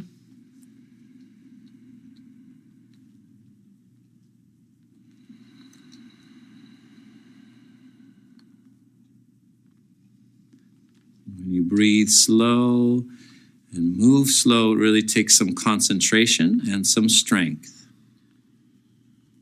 Mindfulness through the movement and the breath of the body.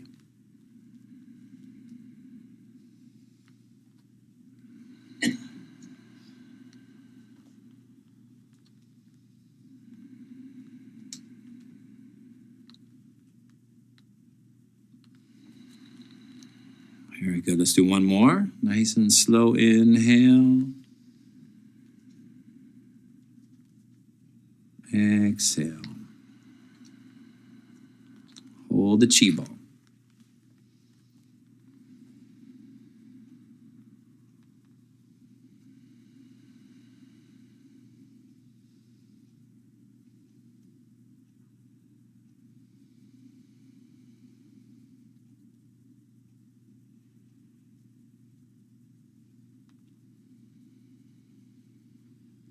Let me show you another variation of this one.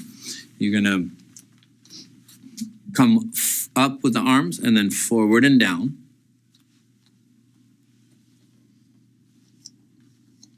And it's just relaxing the head. Then bend your knees, roll up, and you just kind of wave and roll up through the spine. Your arms open, and you squeeze the buttocks and the lower body, and you go into this kind of bridge position, strengthen the spine. Come back to neutral. Now you come up onto the toes, but when you come down, you knock your heels. And they just do it one time. So you then do this whole thing again. So you've seen me teach knocking the heels multiple times, so that's another variation.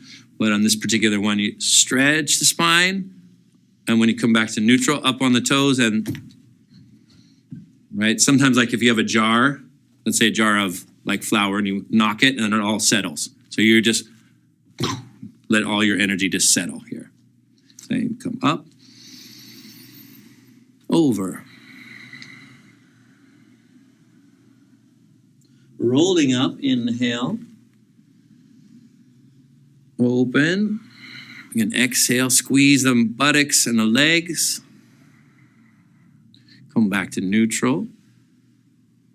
Take a breath, inhale.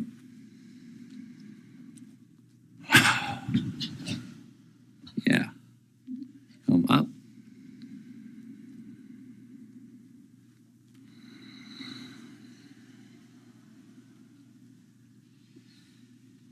Rolling up.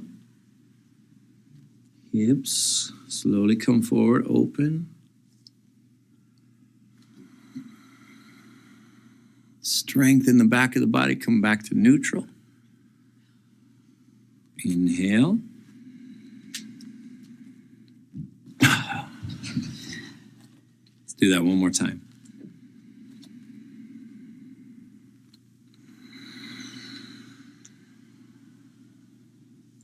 Roll up, you can take a deep breath.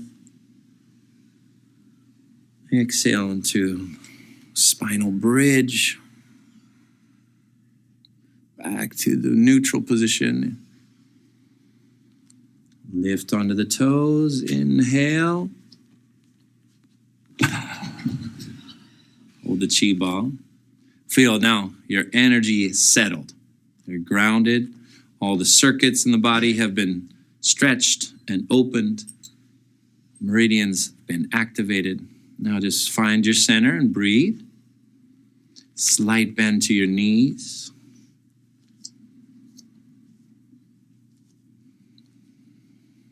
Put your mind in your lower dantian. Put your mind in your belly.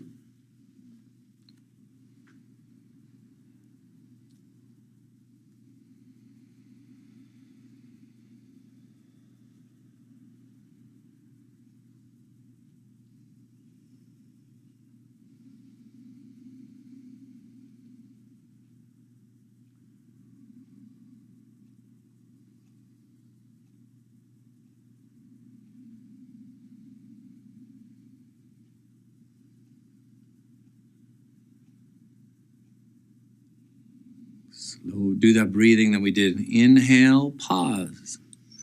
Exhale, pause. Inhale, when you pause, 2 to 4 seconds. Exhale, pause, 2 to 4 seconds.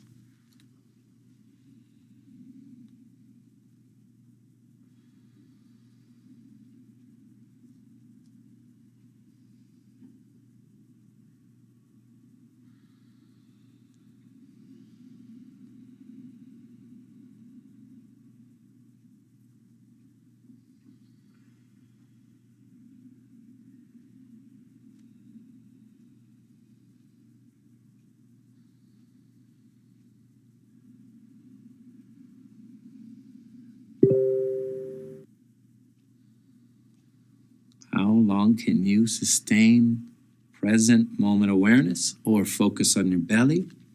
See if you can stretch your mind now. Hold that longer than 8 seconds. You can get 10 seconds, 15 seconds of complete focus concentration right where your hands are, or right in the belly center.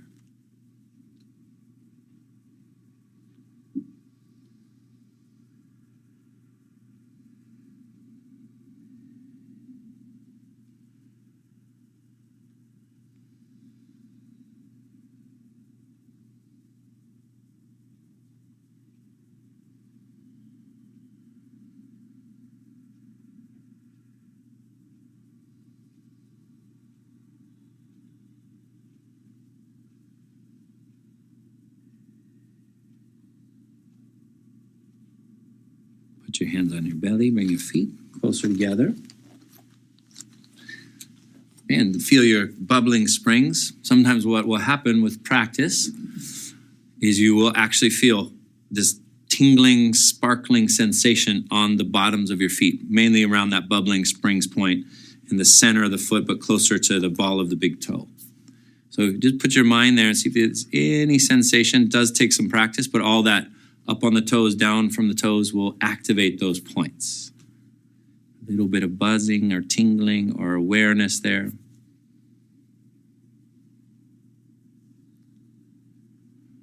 Unlike trees, you don't have physical roots, but you have energetic roots. So when they're well established, you can draw nourishment and energy from that energy source right below you.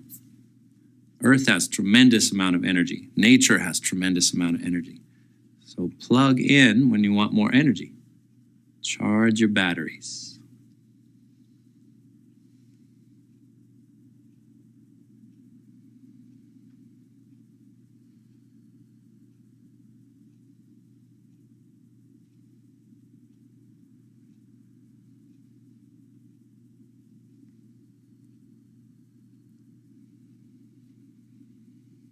Make a little circle at your belly. Small circle around your navel and just walk your feet just a little bit. Circle, walk your feet into center and store.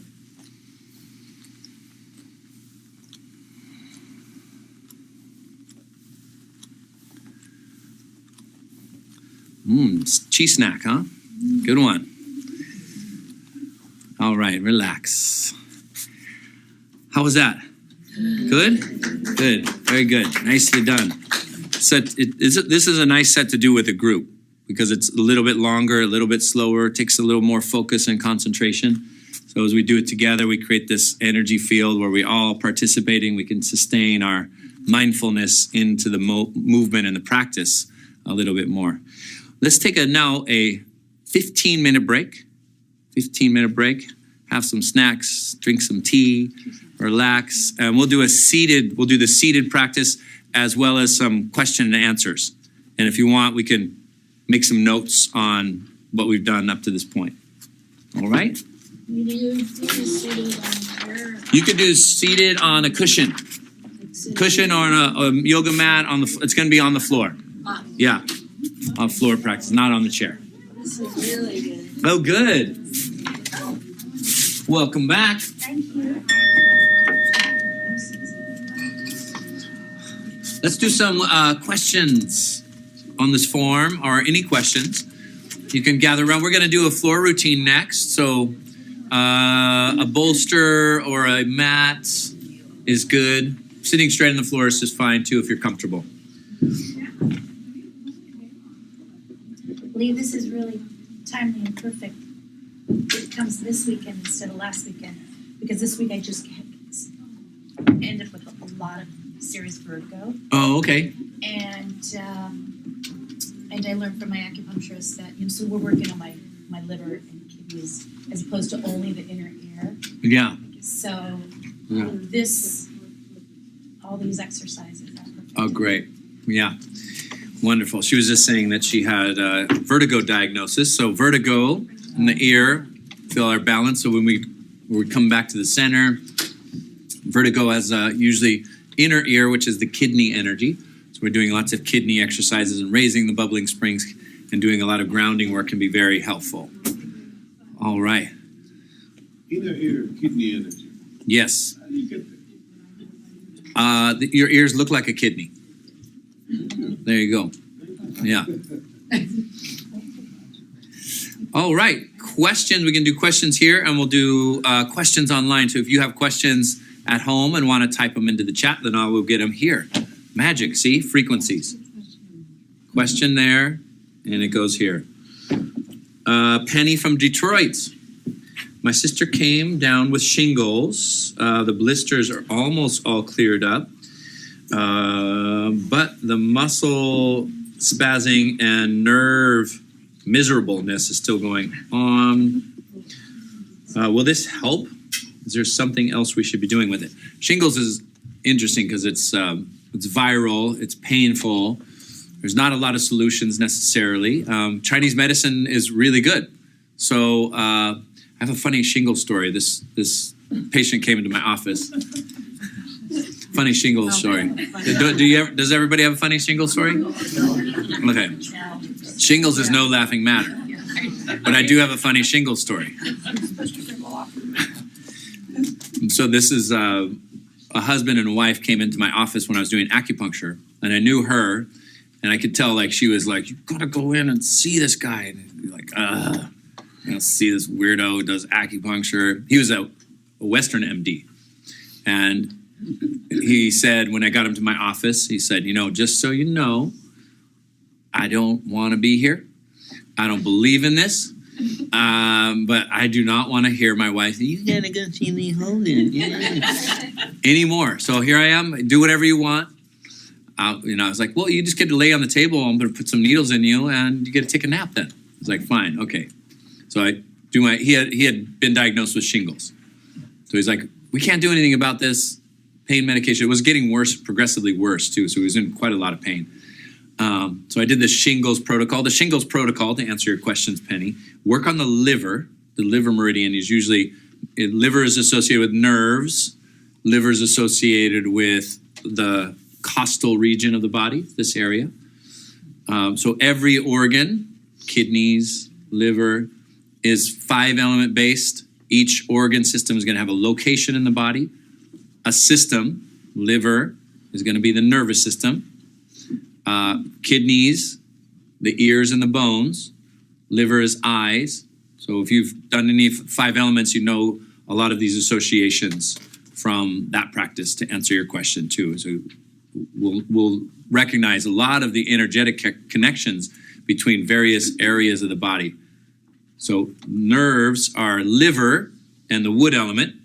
So I did some liver points, and I did teach them some breathing exercises, because when you breathe deep, this is metal controlling wood. So another 5-element thing. There's a controlling element to each of the elements. So wood, if you want to control wood, you use metal, like an axe can chop wood. Right? Water grows wood, metal controls wood. So breathing can help the liver. So I showed them some breathing, very similar to what we just did, the slow breathing with the little pauses. And the next week when he came in, his wife had a little smile on her face. She's like, like gets in the treatment, and he's like, "Just so you know, I still don't believe in this, but it's the only thing that's working." It's fine. It's good. So liver, the point for shingles is right here, and liver 3 is a good point between your big toe and your second toe on the top of your foot, where those 2 bones make a V. That's good for stress. It's good for headaches. It's good for costal region area. It's calming the liver chi. So liver 3, if you don't want to look it up, you can, Google's a great place to just type in liver 3 location, and you'll get a bunch of images between your big toe and your second toe. So it's for eyes as well? Eyes as well.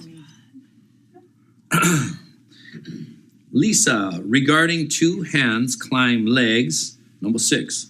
Are there modifications for this for those who get lightheaded? So if you're going over and you're doing this one, and you can just think or intend the energy to come down, feel it go down to the earth, and just come up.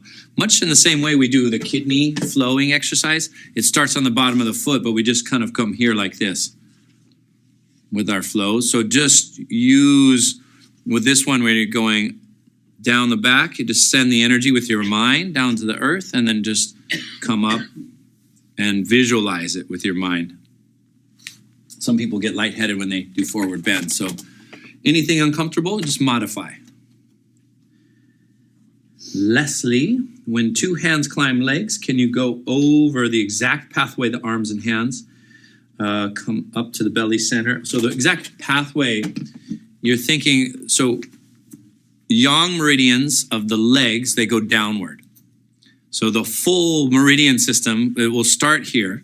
Your energy starts in the chest or the belly, and then yin energy comes down the inside of the arms, and then it returns up the outside and comes up to your head. So your head is the most yang. So the yang energy of the head goes down. So these are going to be the meridians of the legs. They're going to come down the outside of the legs. And then the yin energy, like the roots of the tree, come up the inside back to here. So arms, yin goes down. On the legs, yin comes up. So it's going to make a circle like that. So you have lungs and then large intestine. And then it's going to be picked up by the stomach meridian. It goes down the outside and then up the spleen meridian. And then from here, then it goes down the heart meridian, up the small intestine. And it'll be taken from the head down the gallbladder meridian and up the liver meridian. And then it takes in here again, then it comes down the pericardium, up the triple warmer. From the triple warmer, it's going to go down the outside of the legs, right? The bladder meridian, up the kidney meridian. That's the whole 12 meridians. There will be a quiz afterwards. I hope you were taking notes. Did you guys remember that? 12 meridians. It basically goes down, up. So it's kind of following that. But this one is particularly following the kidneys. The water element is paired organs of the water element. You have kidneys is yin and bladder is yang. So it goes down the bladder and up the kidneys. And we just repeat, down the bladder, up the kidneys.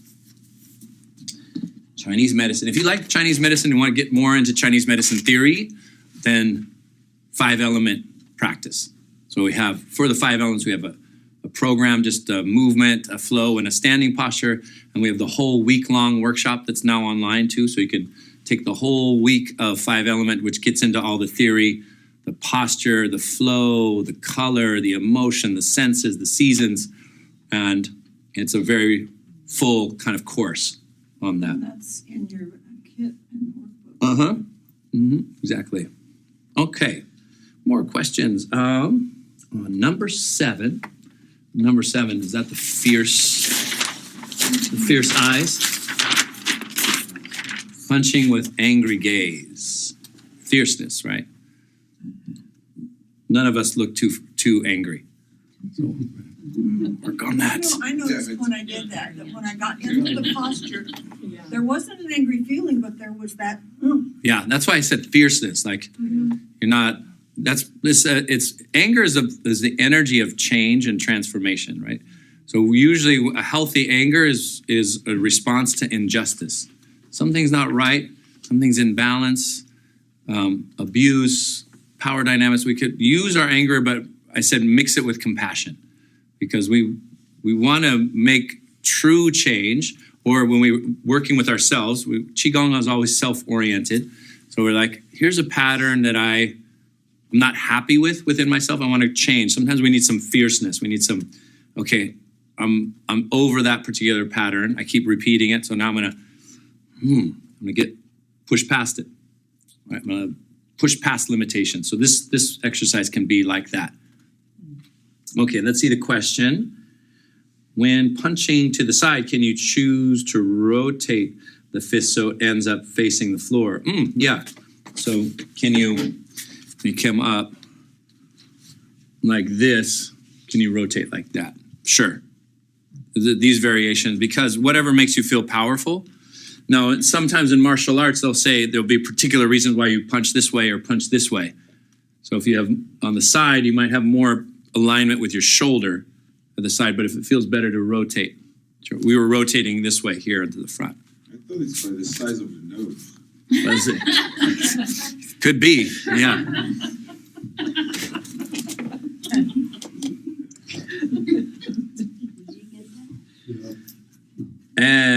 Elvira from New Jersey.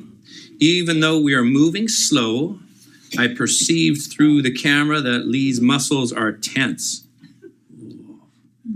Let's say they're engaged. So there's a difference between being tense and you're engaging the muscles. So like the energy comes out and at the very end, you just engage the muscles. So you don't want to be tense the whole time, but you want to, right? This is soft, soft, soft, soft. See your hands light and then engage.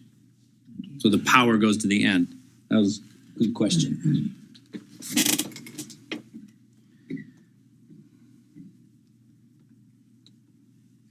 Yeah.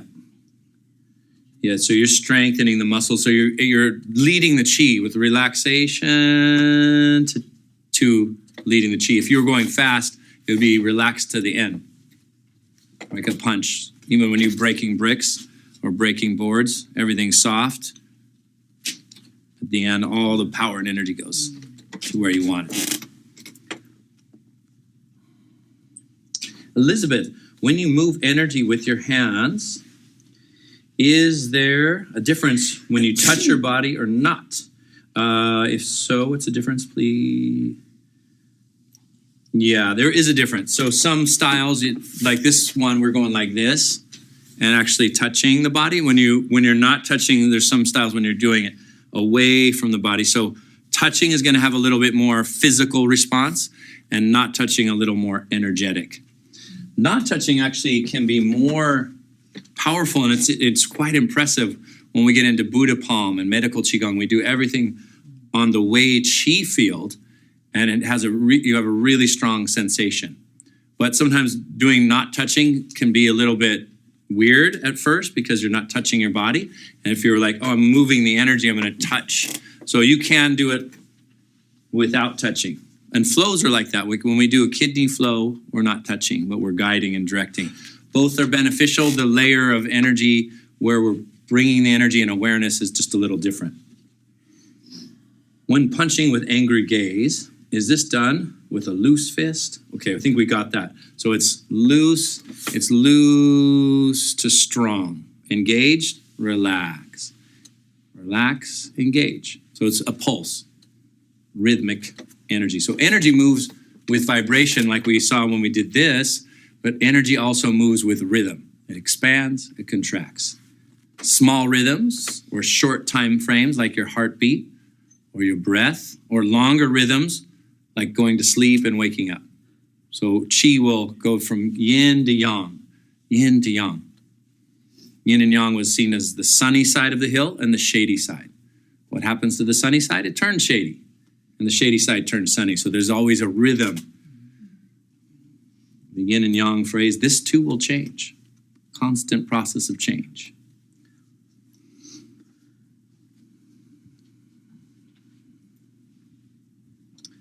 And punch is the thumb inside or outside. This one is on the outside. It's fine to put it on the inside. This is internal energy cultivation when you put the thumb here, because you never want to punch this way because you'll hurt your thumb. So this one has a little bit more martial context, so they have the thumb on the outside.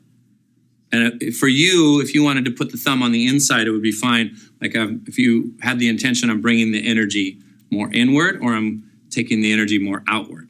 Thumb inside, pulling the energy in. Like babies hold the hands like this. Martial arts, thumb on the outside. In some yoga, there's emphasis on inversions, head below the heart, and prolonged inversions, handstands. This is for circulatory reasons, but also change your perspective. In the realm of Qigong, are there inversions per se or changes to your perspective? Well, when you slow your body down, it completely changes your perspective. When you slow your breath down, it changes your perspective. In yoga, it has a little bit more gymnastic, physical body movements to shift perception, and Qigong has more energetically shifting yourself, and from an energetic space, you're going to shift your perceptions. And that's what we want to do. We want to expand our perceptions or shift our perceptions. When your energy changes, lots happens in your physiology, from brainwave activity, hormone activity, cardiovascular activity. Everything shifts and changes. From a different layer of consciousness, you perceive things differently. But in Qigong, there's not a tremendous amount of inversions. Unless you start studying Shaolin practices or martial arts, then there are some of those inversion type of practices. But you'd see those more in yoga. Or in Qigong, you're going to see flows, but in yoga, you don't see water-like flows. You might see flows from one posture to another, but not these kind of flows. Similar intentions with different practices.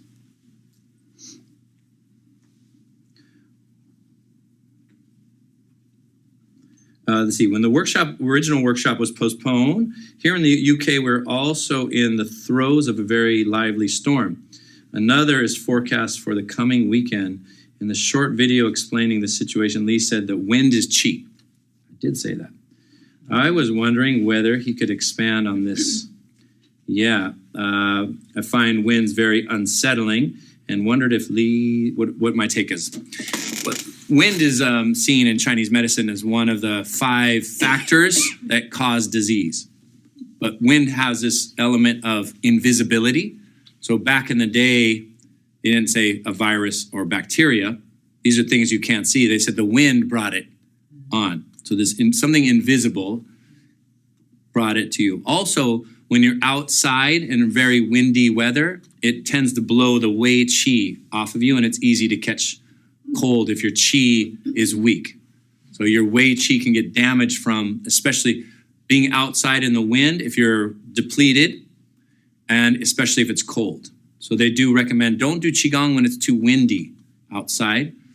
Nowadays, we have very good clothing. It's like we can be outside and it's almost like we're inside. You got Gore-Tex and thermals and long underwear and all this stuff. And you're like, oh, I'm outside, but I'm not cold.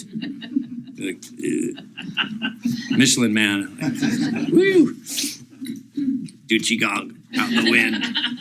So in the olden times, they were especially concerned with people being outside in the wind if your qi was weak. So they did recommend bundling up, or don't do especially flows where you're real receptive, because the wind of nature is stronger than your personal wind. Your personal energy doesn't have as much power as the energy of nature. So you can get a little depleted from prolonged periods of being in the wind, right?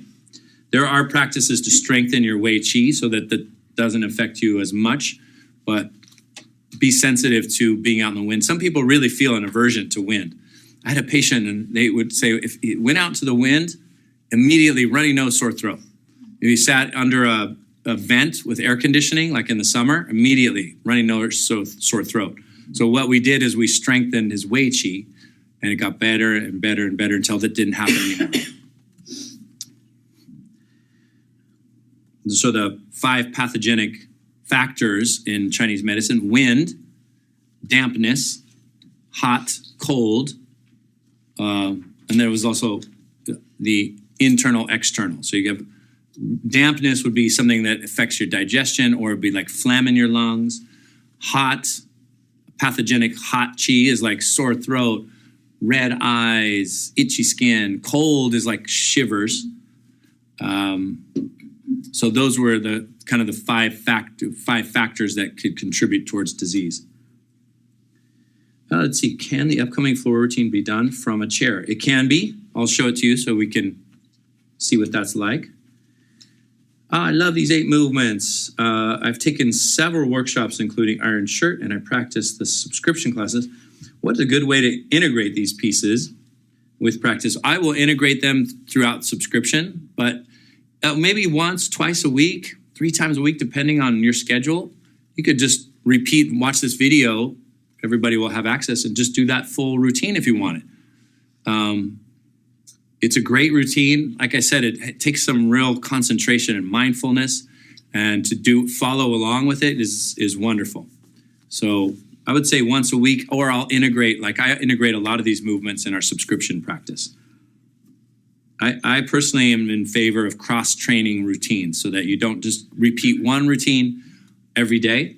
There's benefit to that, but if you did one routine and the next day did something a little different, next day did something a little different, then come back to it, it's really helpful to your overall energy and health.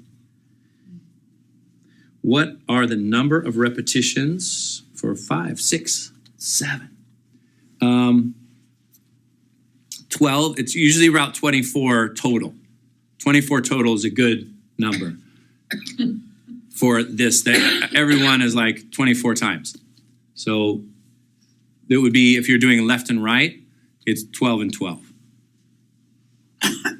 But really you want to know how much time you have. If you have a 10-minute practice, maybe you do a couple of them, or maybe you do all of them, but just a few times. That's fine. So you can start to curate this routine for yourself. And you'll see a lot of teachers do a variety of movements and variations to this practice. Question about the spleen. I learned that the spleen generates grain chi from food. Could you please describe the process? Oh, so the spleen's job is digestion. So that's the spleen's job. Spleen chi is digestive chi. So you eat food, your spleen chi turns that food into fuel. And that's really the basic of the spleen energy, digest. Then takes that food and feeds it to your body. So some orchestrating intelligence knows exactly where all those nutrients need to go, right? You don't have to go, vitamin C, go to my kidneys. Now this, go to my brain. So it just, you eat something and that's it. You don't have to think about it. That's how chi works. That's how chi works best.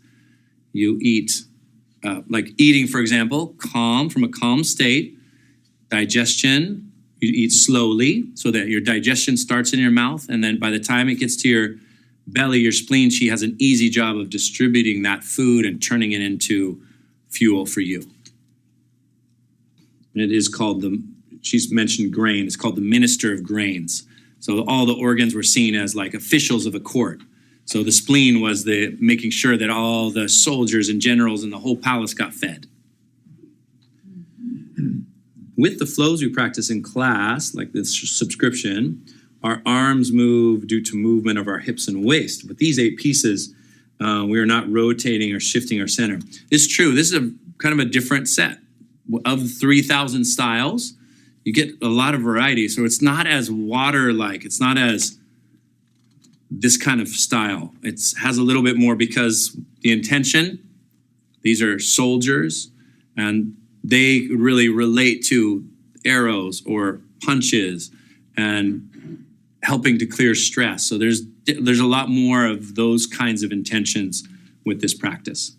So just a very different style. Some styles you just stand and hold a posture, not 8 pieces of brocade, but some Qigong styles, there's no flows. You just, and the flow is actually happening internally. So for me, I really enjoy these water-like movements, and I integrate that very frequently into movement practice. Any way to stop eyelid tremors while doing movement? Eyelids quickly squint and shut. So with eyelids, we said eyes, liver, so maybe that point would help. You could try, once you know the movement, just to keep the eyes closed.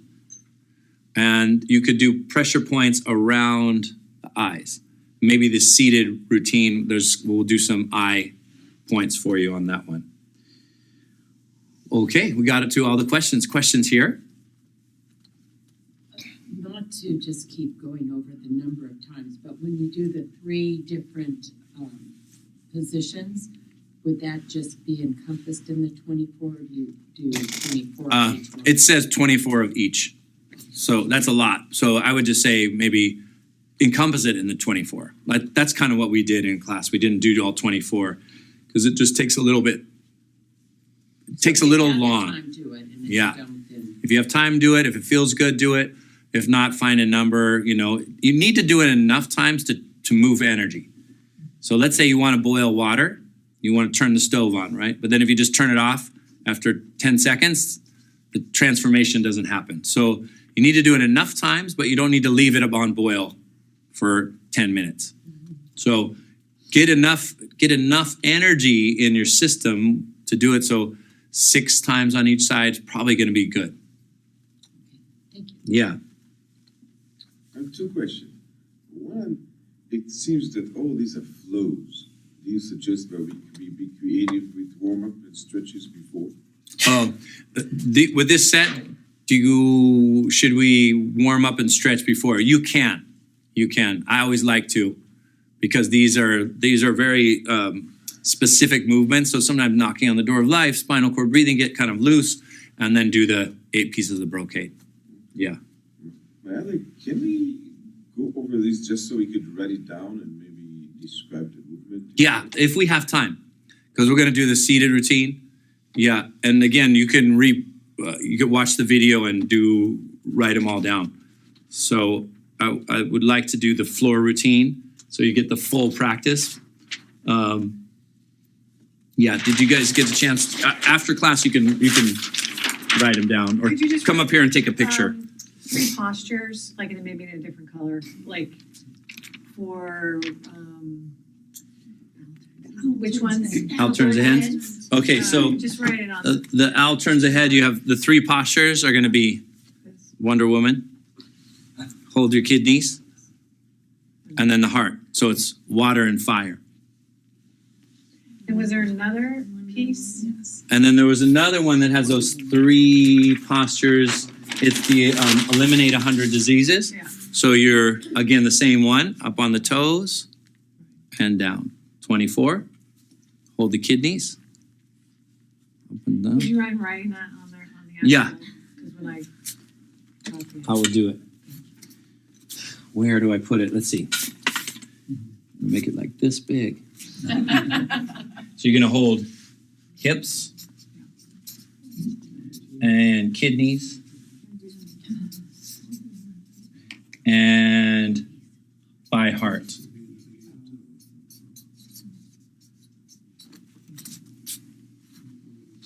So that's the last one. We did 2 variations of that one.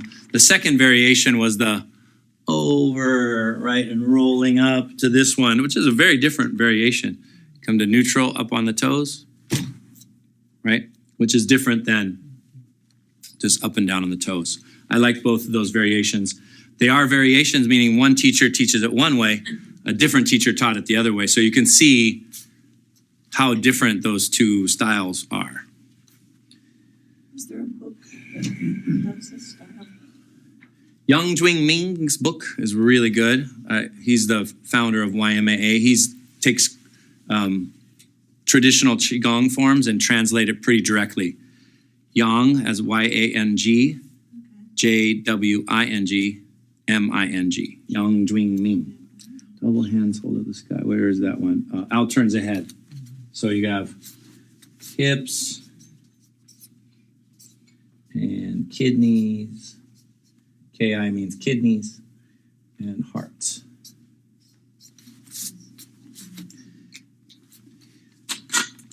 All right, everybody, get on the floor. Blanket or a cushion can be helpful. Yoga mat, or go hardcore, just straight on the carpet. No problem. What's that? We're not going to lay down. Sitting. Yeah, there's going to be some seated meditation too. So get comfortable.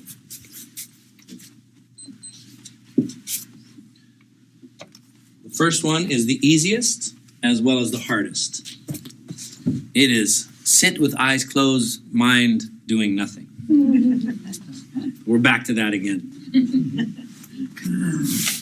So again, it's like in the morning when you wake up, you're kind of your brain waves are moving from one state to another, from dream state to waking consciousness. So that's a nice time to really go into no mind or relaxation mind. And then you get to that like clarity of mind. It's like the blank canvas.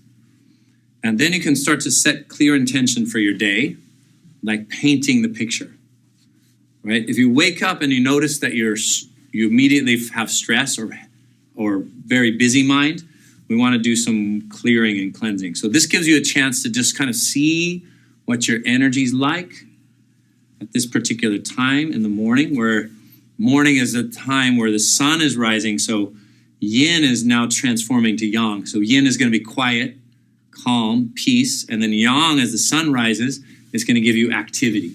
So that transition time can be really helpful to go into clarity of mind. So go ahead and close your eyes. And what you're going to do, close your eyes and put your mind on your dantian, on your belly center.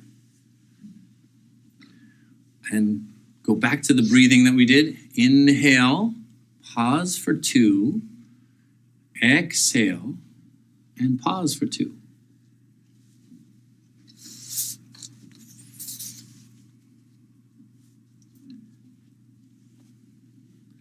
Mind in the dantian. It's very simple instructions, but it's challenging to do. Focus your mind, hold attention there.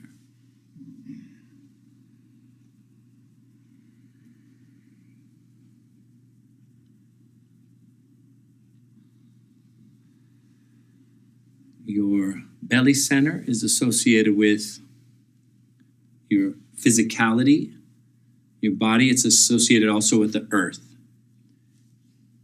The energy of the earth is presence, being in the moment, being in your body.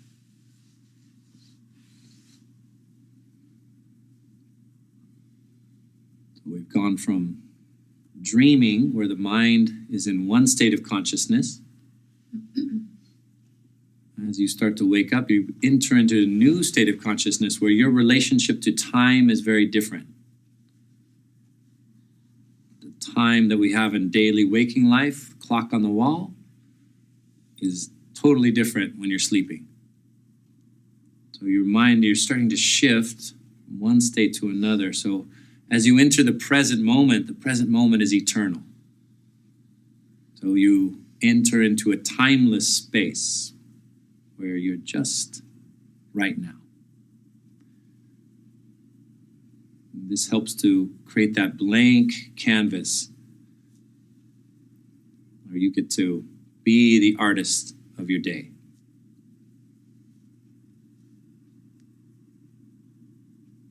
Stabilize your mind with your breathing. When the breath is still, your mind will reflect that stillness. Inhale, pause. Exhale, pause. Present moment signifies a beginning. It's a marking of the moment. So waking up in the morning can be that way, or it can be any time. You just come back to a place of being centered. Especially helpful if we've been busy or stressed out. It's like, okay, hold on. I'm just going to come back to the moment. I'm going to clear the slate. I'm going to start fresh. This moment is always a fresh start when you need it. Can you refine your breathing a little bit more? Can you make it a little bit slower, deeper, longer? Maybe those pauses are, instead of 2 seconds, 4 seconds, 5 seconds. The pause should be very comfortable. You're not holding your breath. The breath is just floating within you.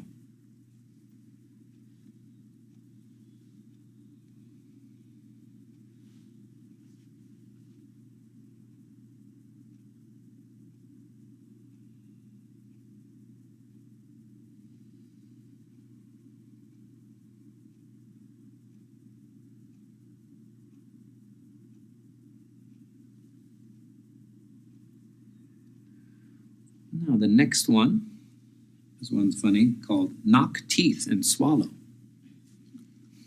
You're gonna do this. How many times do you think? 24. Good. 36, I don't know why. just messing with you. Some multiple of 3, you'll always find it. Some multiple of 3. That's Taoism. So we're gonna clench your teeth. Teeth are related to your kidneys and your bones, and it's gonna wake your brain up. It's going to start to energize your brain. So you just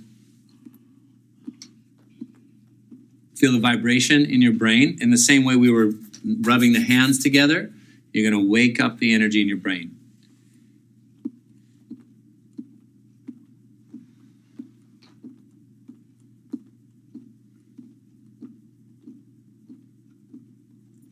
It's about 30 seconds to a minute. So think of that. You can think of the time. You don't have to count 1, 2, 3. I always find that distracting. Just 30 seconds, a minute, or just get the sensation, oh, I activated some energy in my brain. That's good. Let's do about 10 more.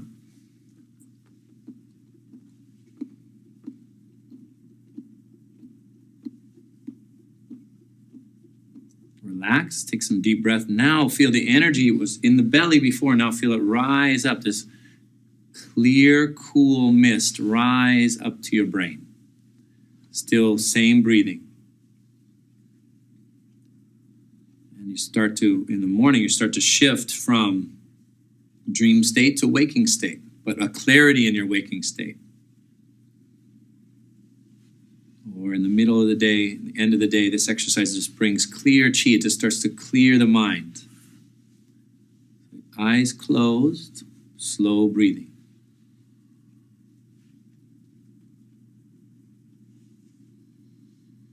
Feel the energy in your brain. It's like swirling. The very center of your brain is called the crystal room. It's a very special energy center. So you begin tune into that very center of the brain where your pineal gland is. When you study the pineal gland, it has some very interesting properties like crystalline structures in it that are piezoelectric, meaning that they get activated with pressure. So the knocking of the teeth together can start this process of energizing those master glands within your brain. Try to breathe right to the center of your brain. Crystal room.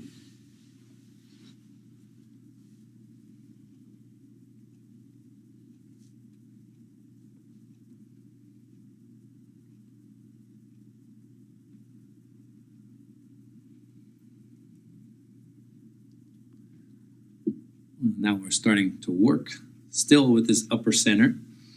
Red dragon circles the sky post, it's called. Red dragon is your tongue.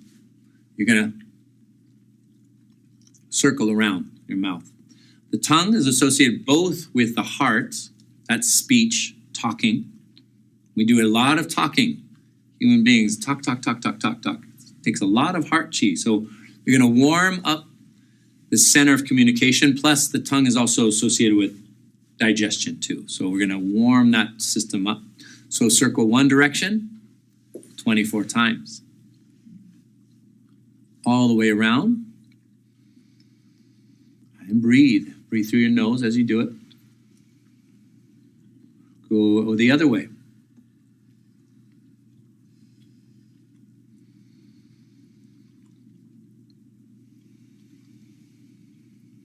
Now rub the flat part of the tongue on the roof of the mouth. Just activate the tongue. And you're gathering now saliva in your mouth. This is called creating or forming the elixir.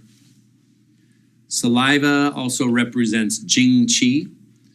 And children, especially babies, have a lot of Jing Qi, a lot of saliva.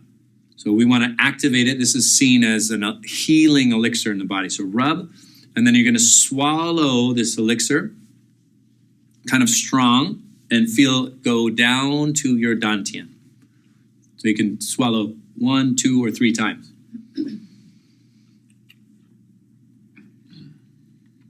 And as you swallow, let your mind, just like a golden ball of energy, goes down your throat all the way to your belly.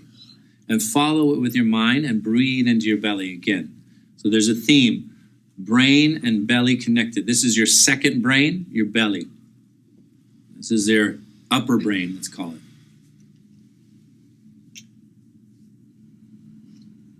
Especially in the morning, this might be stronger. This practice of circling the tongue and swallowing saliva is said to be anti-aging and healing. Take just a few breaths, hold your mind in your belly.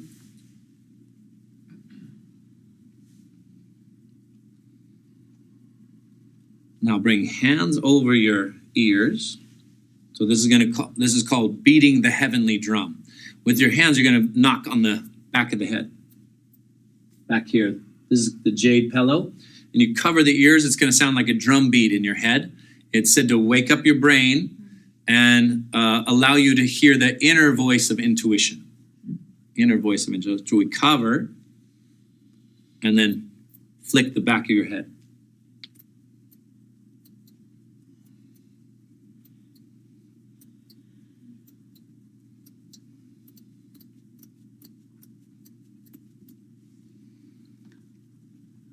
Good. What's that flicking? Are you putting your fingers? You cover your ears like this, Right, but your and then you fingers- just flick like that.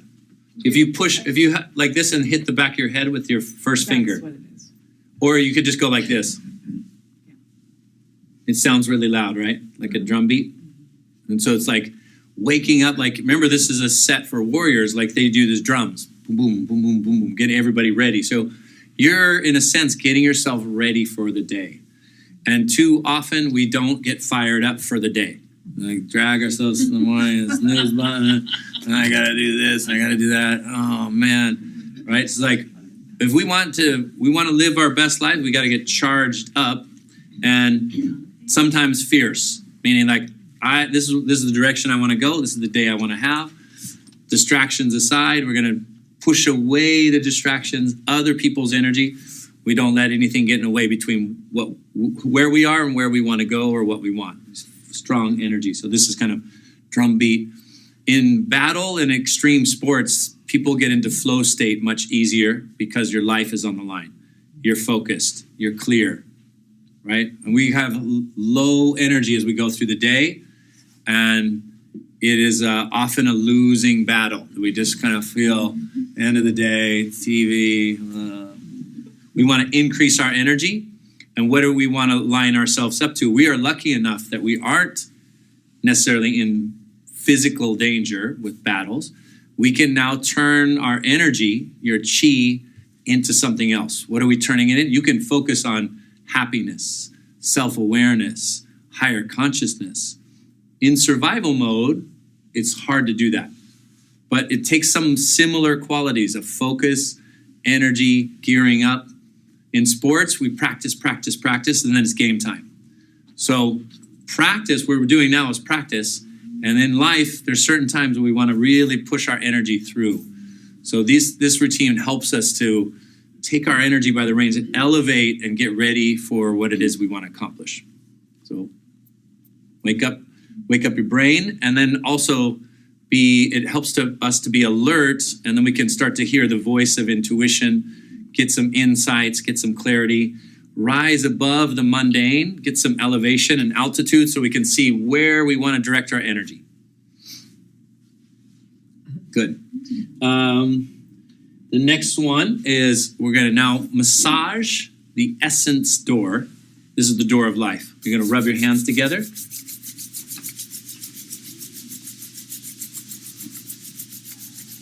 And massage your kidneys. Mom, rub up and down. We did this earlier.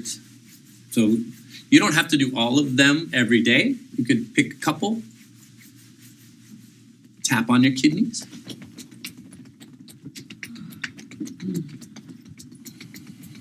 Massage your kidneys.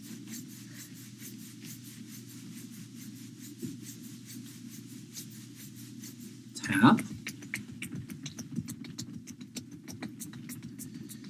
Now hold and breathe. And now what you're doing is starting to wake up your kidney energy, and your door of life is source energy, so that now when you wake up in the morning, the energy will go to all the rest of the organs. We'll just take a few breaths here.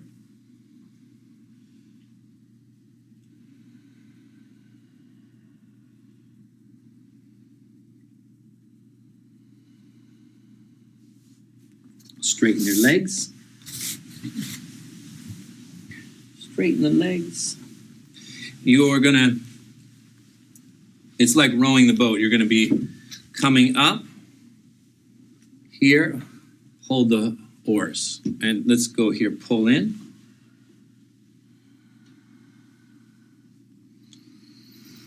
Inhale, exhale. So now like Dao Yin, and your toes flex back toward you. Activate the kidneys.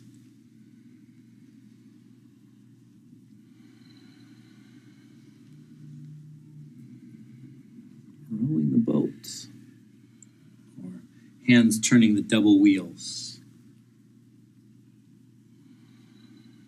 24 times.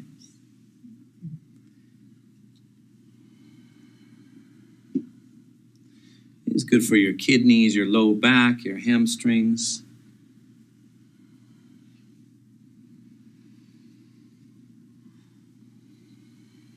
Let's go the other way, coming this way.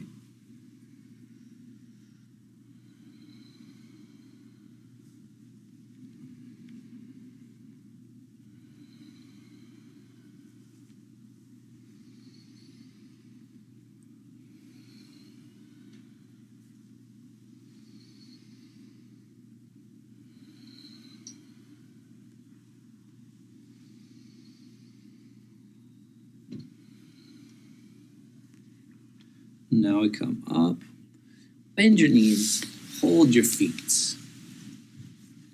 Hold your feet and circle your ankles. 24 times. One way and 24 times the other way. By the time you finish 8 pieces of the brocade sitting and lying from your morning practice, it's dinner time. And then we have another routine for that. Yeah, no stress. What have you been doing? I've just been rowing the boat and drinking saliva. It's been a good day.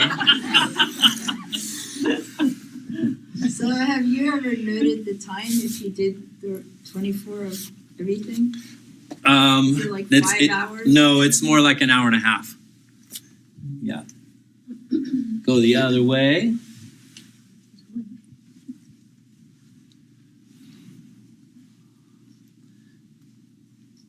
So if you're doing this in a chair, you just circle your ankles.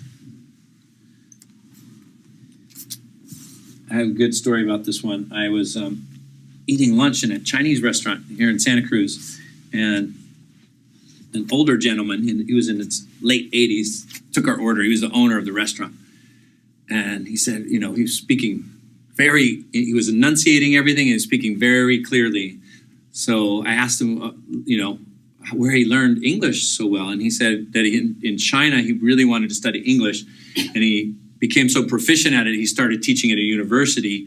And then he moved to California in his 50s. And he asked me what I do. And I said, I teach Qigong and Tai Chi. And he was like, no way, I teach Qigong and Tai Chi. And then these people in the back of the restaurant, he's like, you guys move over there. Go to that table. And you guys move over there. Go to that table. And the waiters and the waitresses, they pull the tables out of the way. The place was packed, and now everybody was on the sides. And he's like, okay, show me something. And I'm like, oh man, in front of everybody's entertainment. So I did some moves, and he's like, okay, now watch this one. He's like, I remember lifting buckets of water. It was 20 years ago, and he was doing this exercise, and I said, I asked him how old he was, and he said he's 87, and he was like vivacious, and I said, well, what's the best exercise for longevity? He goes, rowing the boat. So he got on the floor and he did this one, rowing the boat, longevity. And he was awesome. So row the boat, and you'll be very vivacious in your late 80s. So you're really 90? I'm really 90. Yeah, exactly. It's working. Okay. Now, from here, my mom's 120. I'm rolling. Yeah. I'll be 87 in June. You'll be 87. That's a testament to good longevity. And this is, how long have you been doing Qigong now? 8 years, and I did yoga for 30 years. Okay. It was a yoga. Yeah. Well, we're catching up. When Qigong and yoga are both been 30, we're going to have a party. So now come here, hold, and then walk your feet forward. Push your toes forward, and then drop your chin. And stretch your shoulder blades. Tuck your chin to your chest. Push your toes forward. And you're not resisting, you're just pushing on. You're not pushing with your hands. Your Not toes are holding pushing. back, okay. You hold on with your hands. Straighten your legs a little bit more. Walk your legs forward until you feel pull. And then when you push your toes forward, and drop your chin. You're gonna get a stretch between your shoulder blades. Can you straighten your legs all the way or? You can, but you don't want your hands to slip off. Yeah. So if your hamstrings are flexible and you want to straighten your legs all the way, go for it. And pull, you're kind of pulling now the bow, pulling the stretch, chin down, and rolling up. Yeah. Pull the toes. So you can see these were in Dao Yin. It's right. These came, then other exercises kind of came from that, like let's try this one, snake twists its body. So after the forward bend, just come here with your hands, and you're just gonna bring chest towards the floor and then back up. So this would be just an extension of that exercise for the kidneys in the back. Hands here, and then rotate towards the floor, back and forth. And you might even get free chiropractic in this one. Here's some crunches and cracks. Both sides. How many times should we do it to both sides? Might as well. Got nothing else to do. So is your forehead touching the ground? You can. Yeah, let's see. Not quite. More like you coming close to the ground, your chest. And if you rotate further back, you'll get a nice stretch across your chest and shoulder. And your opposite hip comes off the floor. Opposite hip comes off the floor. And it just moves all the joints in your spine. Snake twists its body. Does that feel good? Yeah. Another kind of exercise that you'll see in this set, these are just now modifications. You open the legs wide.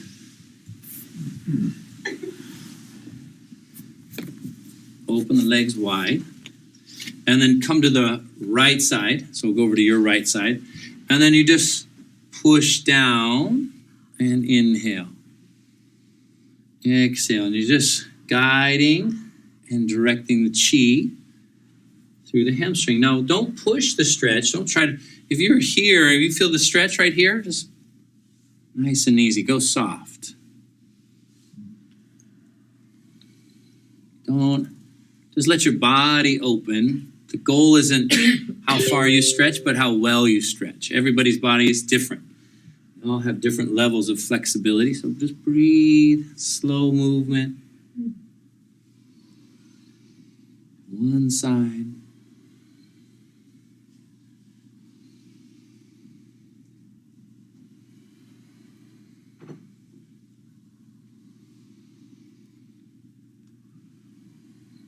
And the other side.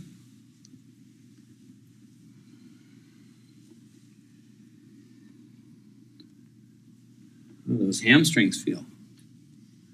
Good. So you can see this is nice morning practice. You'd go from being maybe in bed to go sitting on the floor and just loosening up everything. And then you might do this seated practice and then go about your day, or you might then stand up and do the standing set.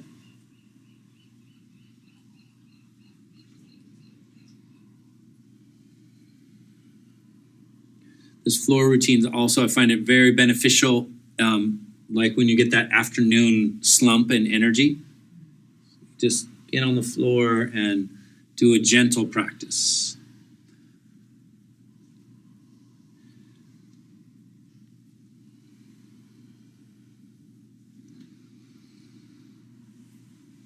Back to the center and just let your spine be loose, left and right.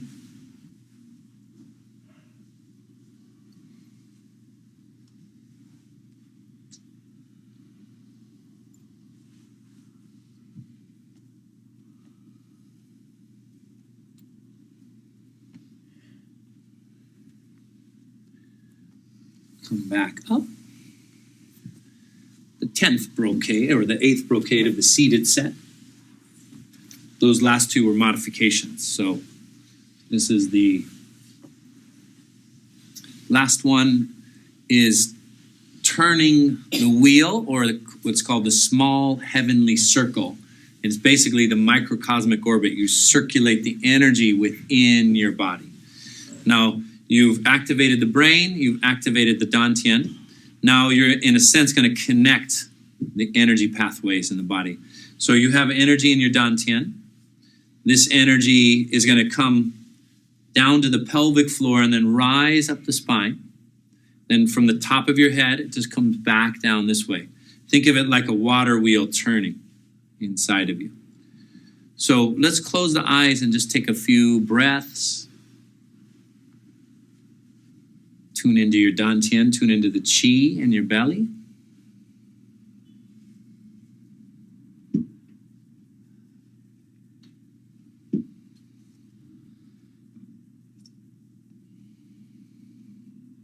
And you're going to inhale up the back. Just feel energy rise from your pelvic floor up to the top of your head. Energy's already there. You're just bringing awareness to it. When you exhale, come down the front of your body to your belly. Goes down through the belly to the pelvic floor, up the spine. Don't get too concerned with the details of where does this energy go. I just want you to be aware that there's energy there. Place your mind on the energy that's already there, that's within you, and just enhance and be conscious of that circulation. And we can enhance the circulation with breath. We inhale up to the top of the head.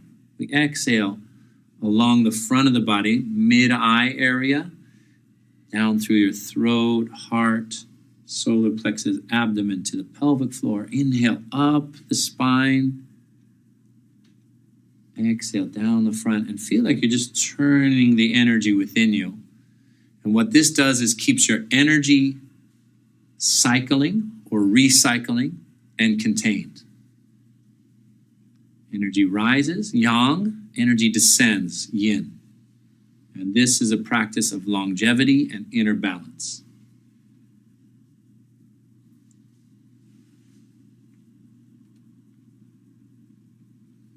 See if you can now do that slower breathing where you inhale, pause, it's going to be at the top of the head, and when you exhale, pause at the pelvic floor. Those are the two polarities. The most yang is the crown of your head, the top. The most yin is the pelvic floor. It's like the plus and negative of a battery. So when you circulate energy, it charges up the battery.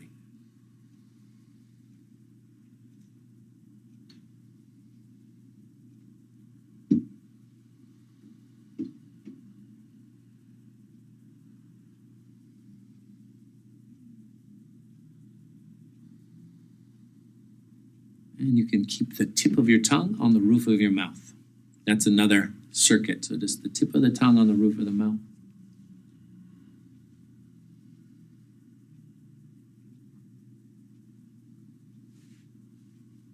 Feel your energy. Your energy is your source of power.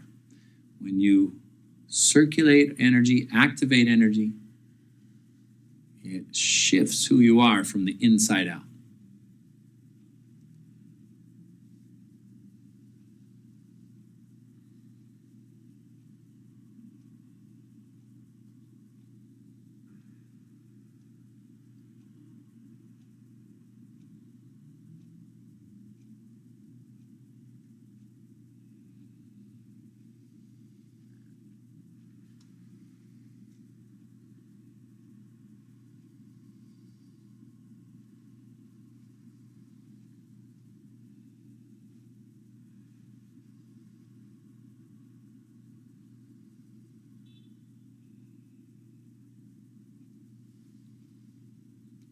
Bring your attention and your energy back to your belly, back to your lower dantian, and just breathe there for a breath or two. Let your energy return.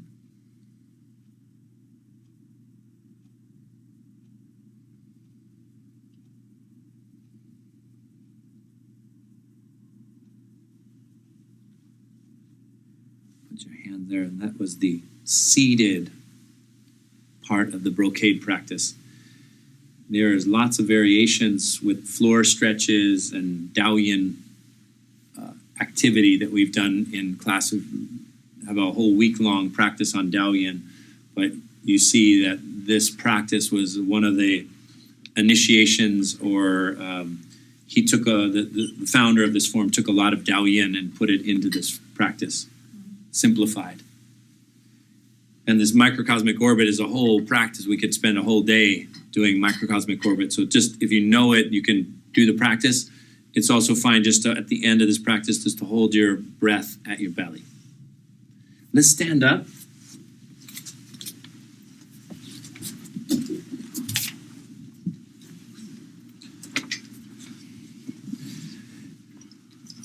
I always find that it's nice to do with the microcosmic orbit. You could do either the seated version that we just did or a standing version, which if you're starting your day, I really like doing the standing version.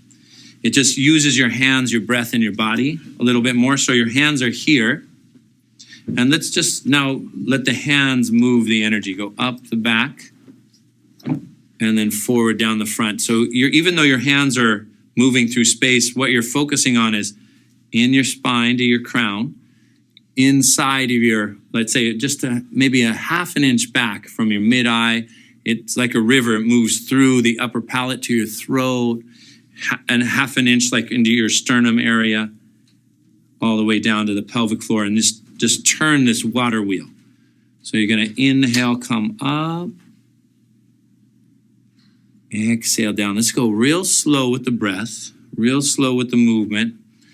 We've done this wonderful practice. Now let all the energy that you cultivated today just nourish and irrigate all of your channels.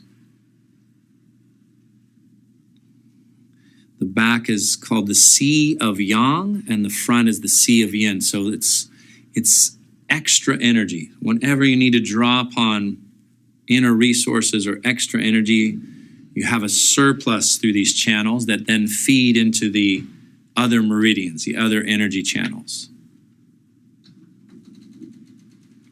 Tongue on the roof of the mouth. Your breath is slow, movement slow. When your hands come down, you rock towards your heels. And when your hands come up, just gently rock towards your toes. Rock towards the heels. Rock towards the toes.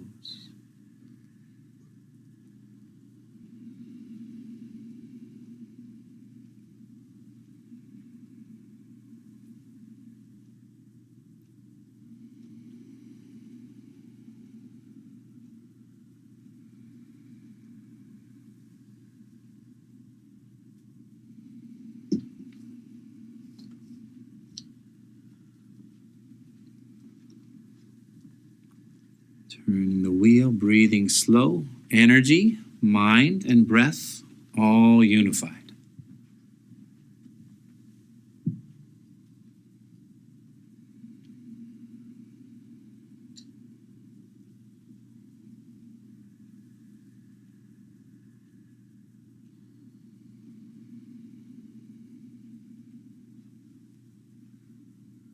And this is how you can power up for your day or charge up for the rest of your night, afternoon break, whenever you need to clear the slate, recharge, replenish, get focused and clear. This is a great sequence. So is this good to do before you go to sleep? Can be. Better in the morning or early evening. Would it energize you too much?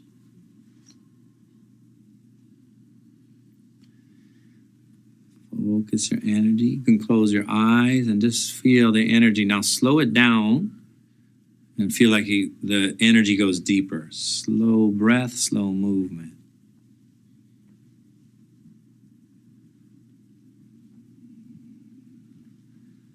Deep reservoir of energy within you to access your power and your strength. This will help to create health and vitality in your body. The movement down helps to wash away old emotional energy. Feel your mind open and clear.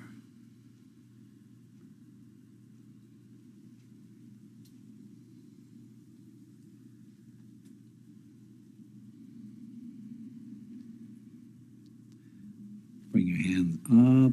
And then when you come down, just take your hands over your belly. Bring your feet a little closer together.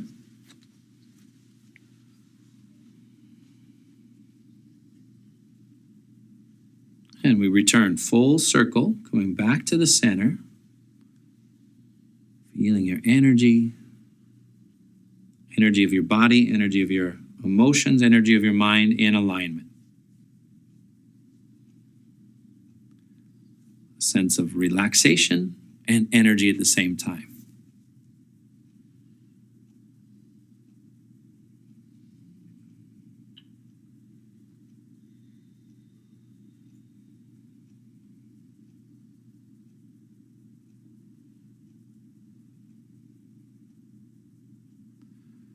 When your energy is elevated, your mind is clear, you're now in a position to enter into the moment and have the best day or the best energy flow from this moment into the rest of your day.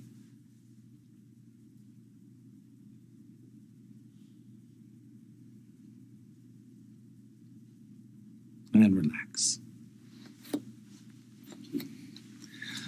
All right, 8 pieces of the brocade. It's amazing, right? We've taken this set. It's originated in China 1,000 years ago. We said the Song Dynasty, 1,000 years ago for warriors, but it's still relevant. It's still relevant today.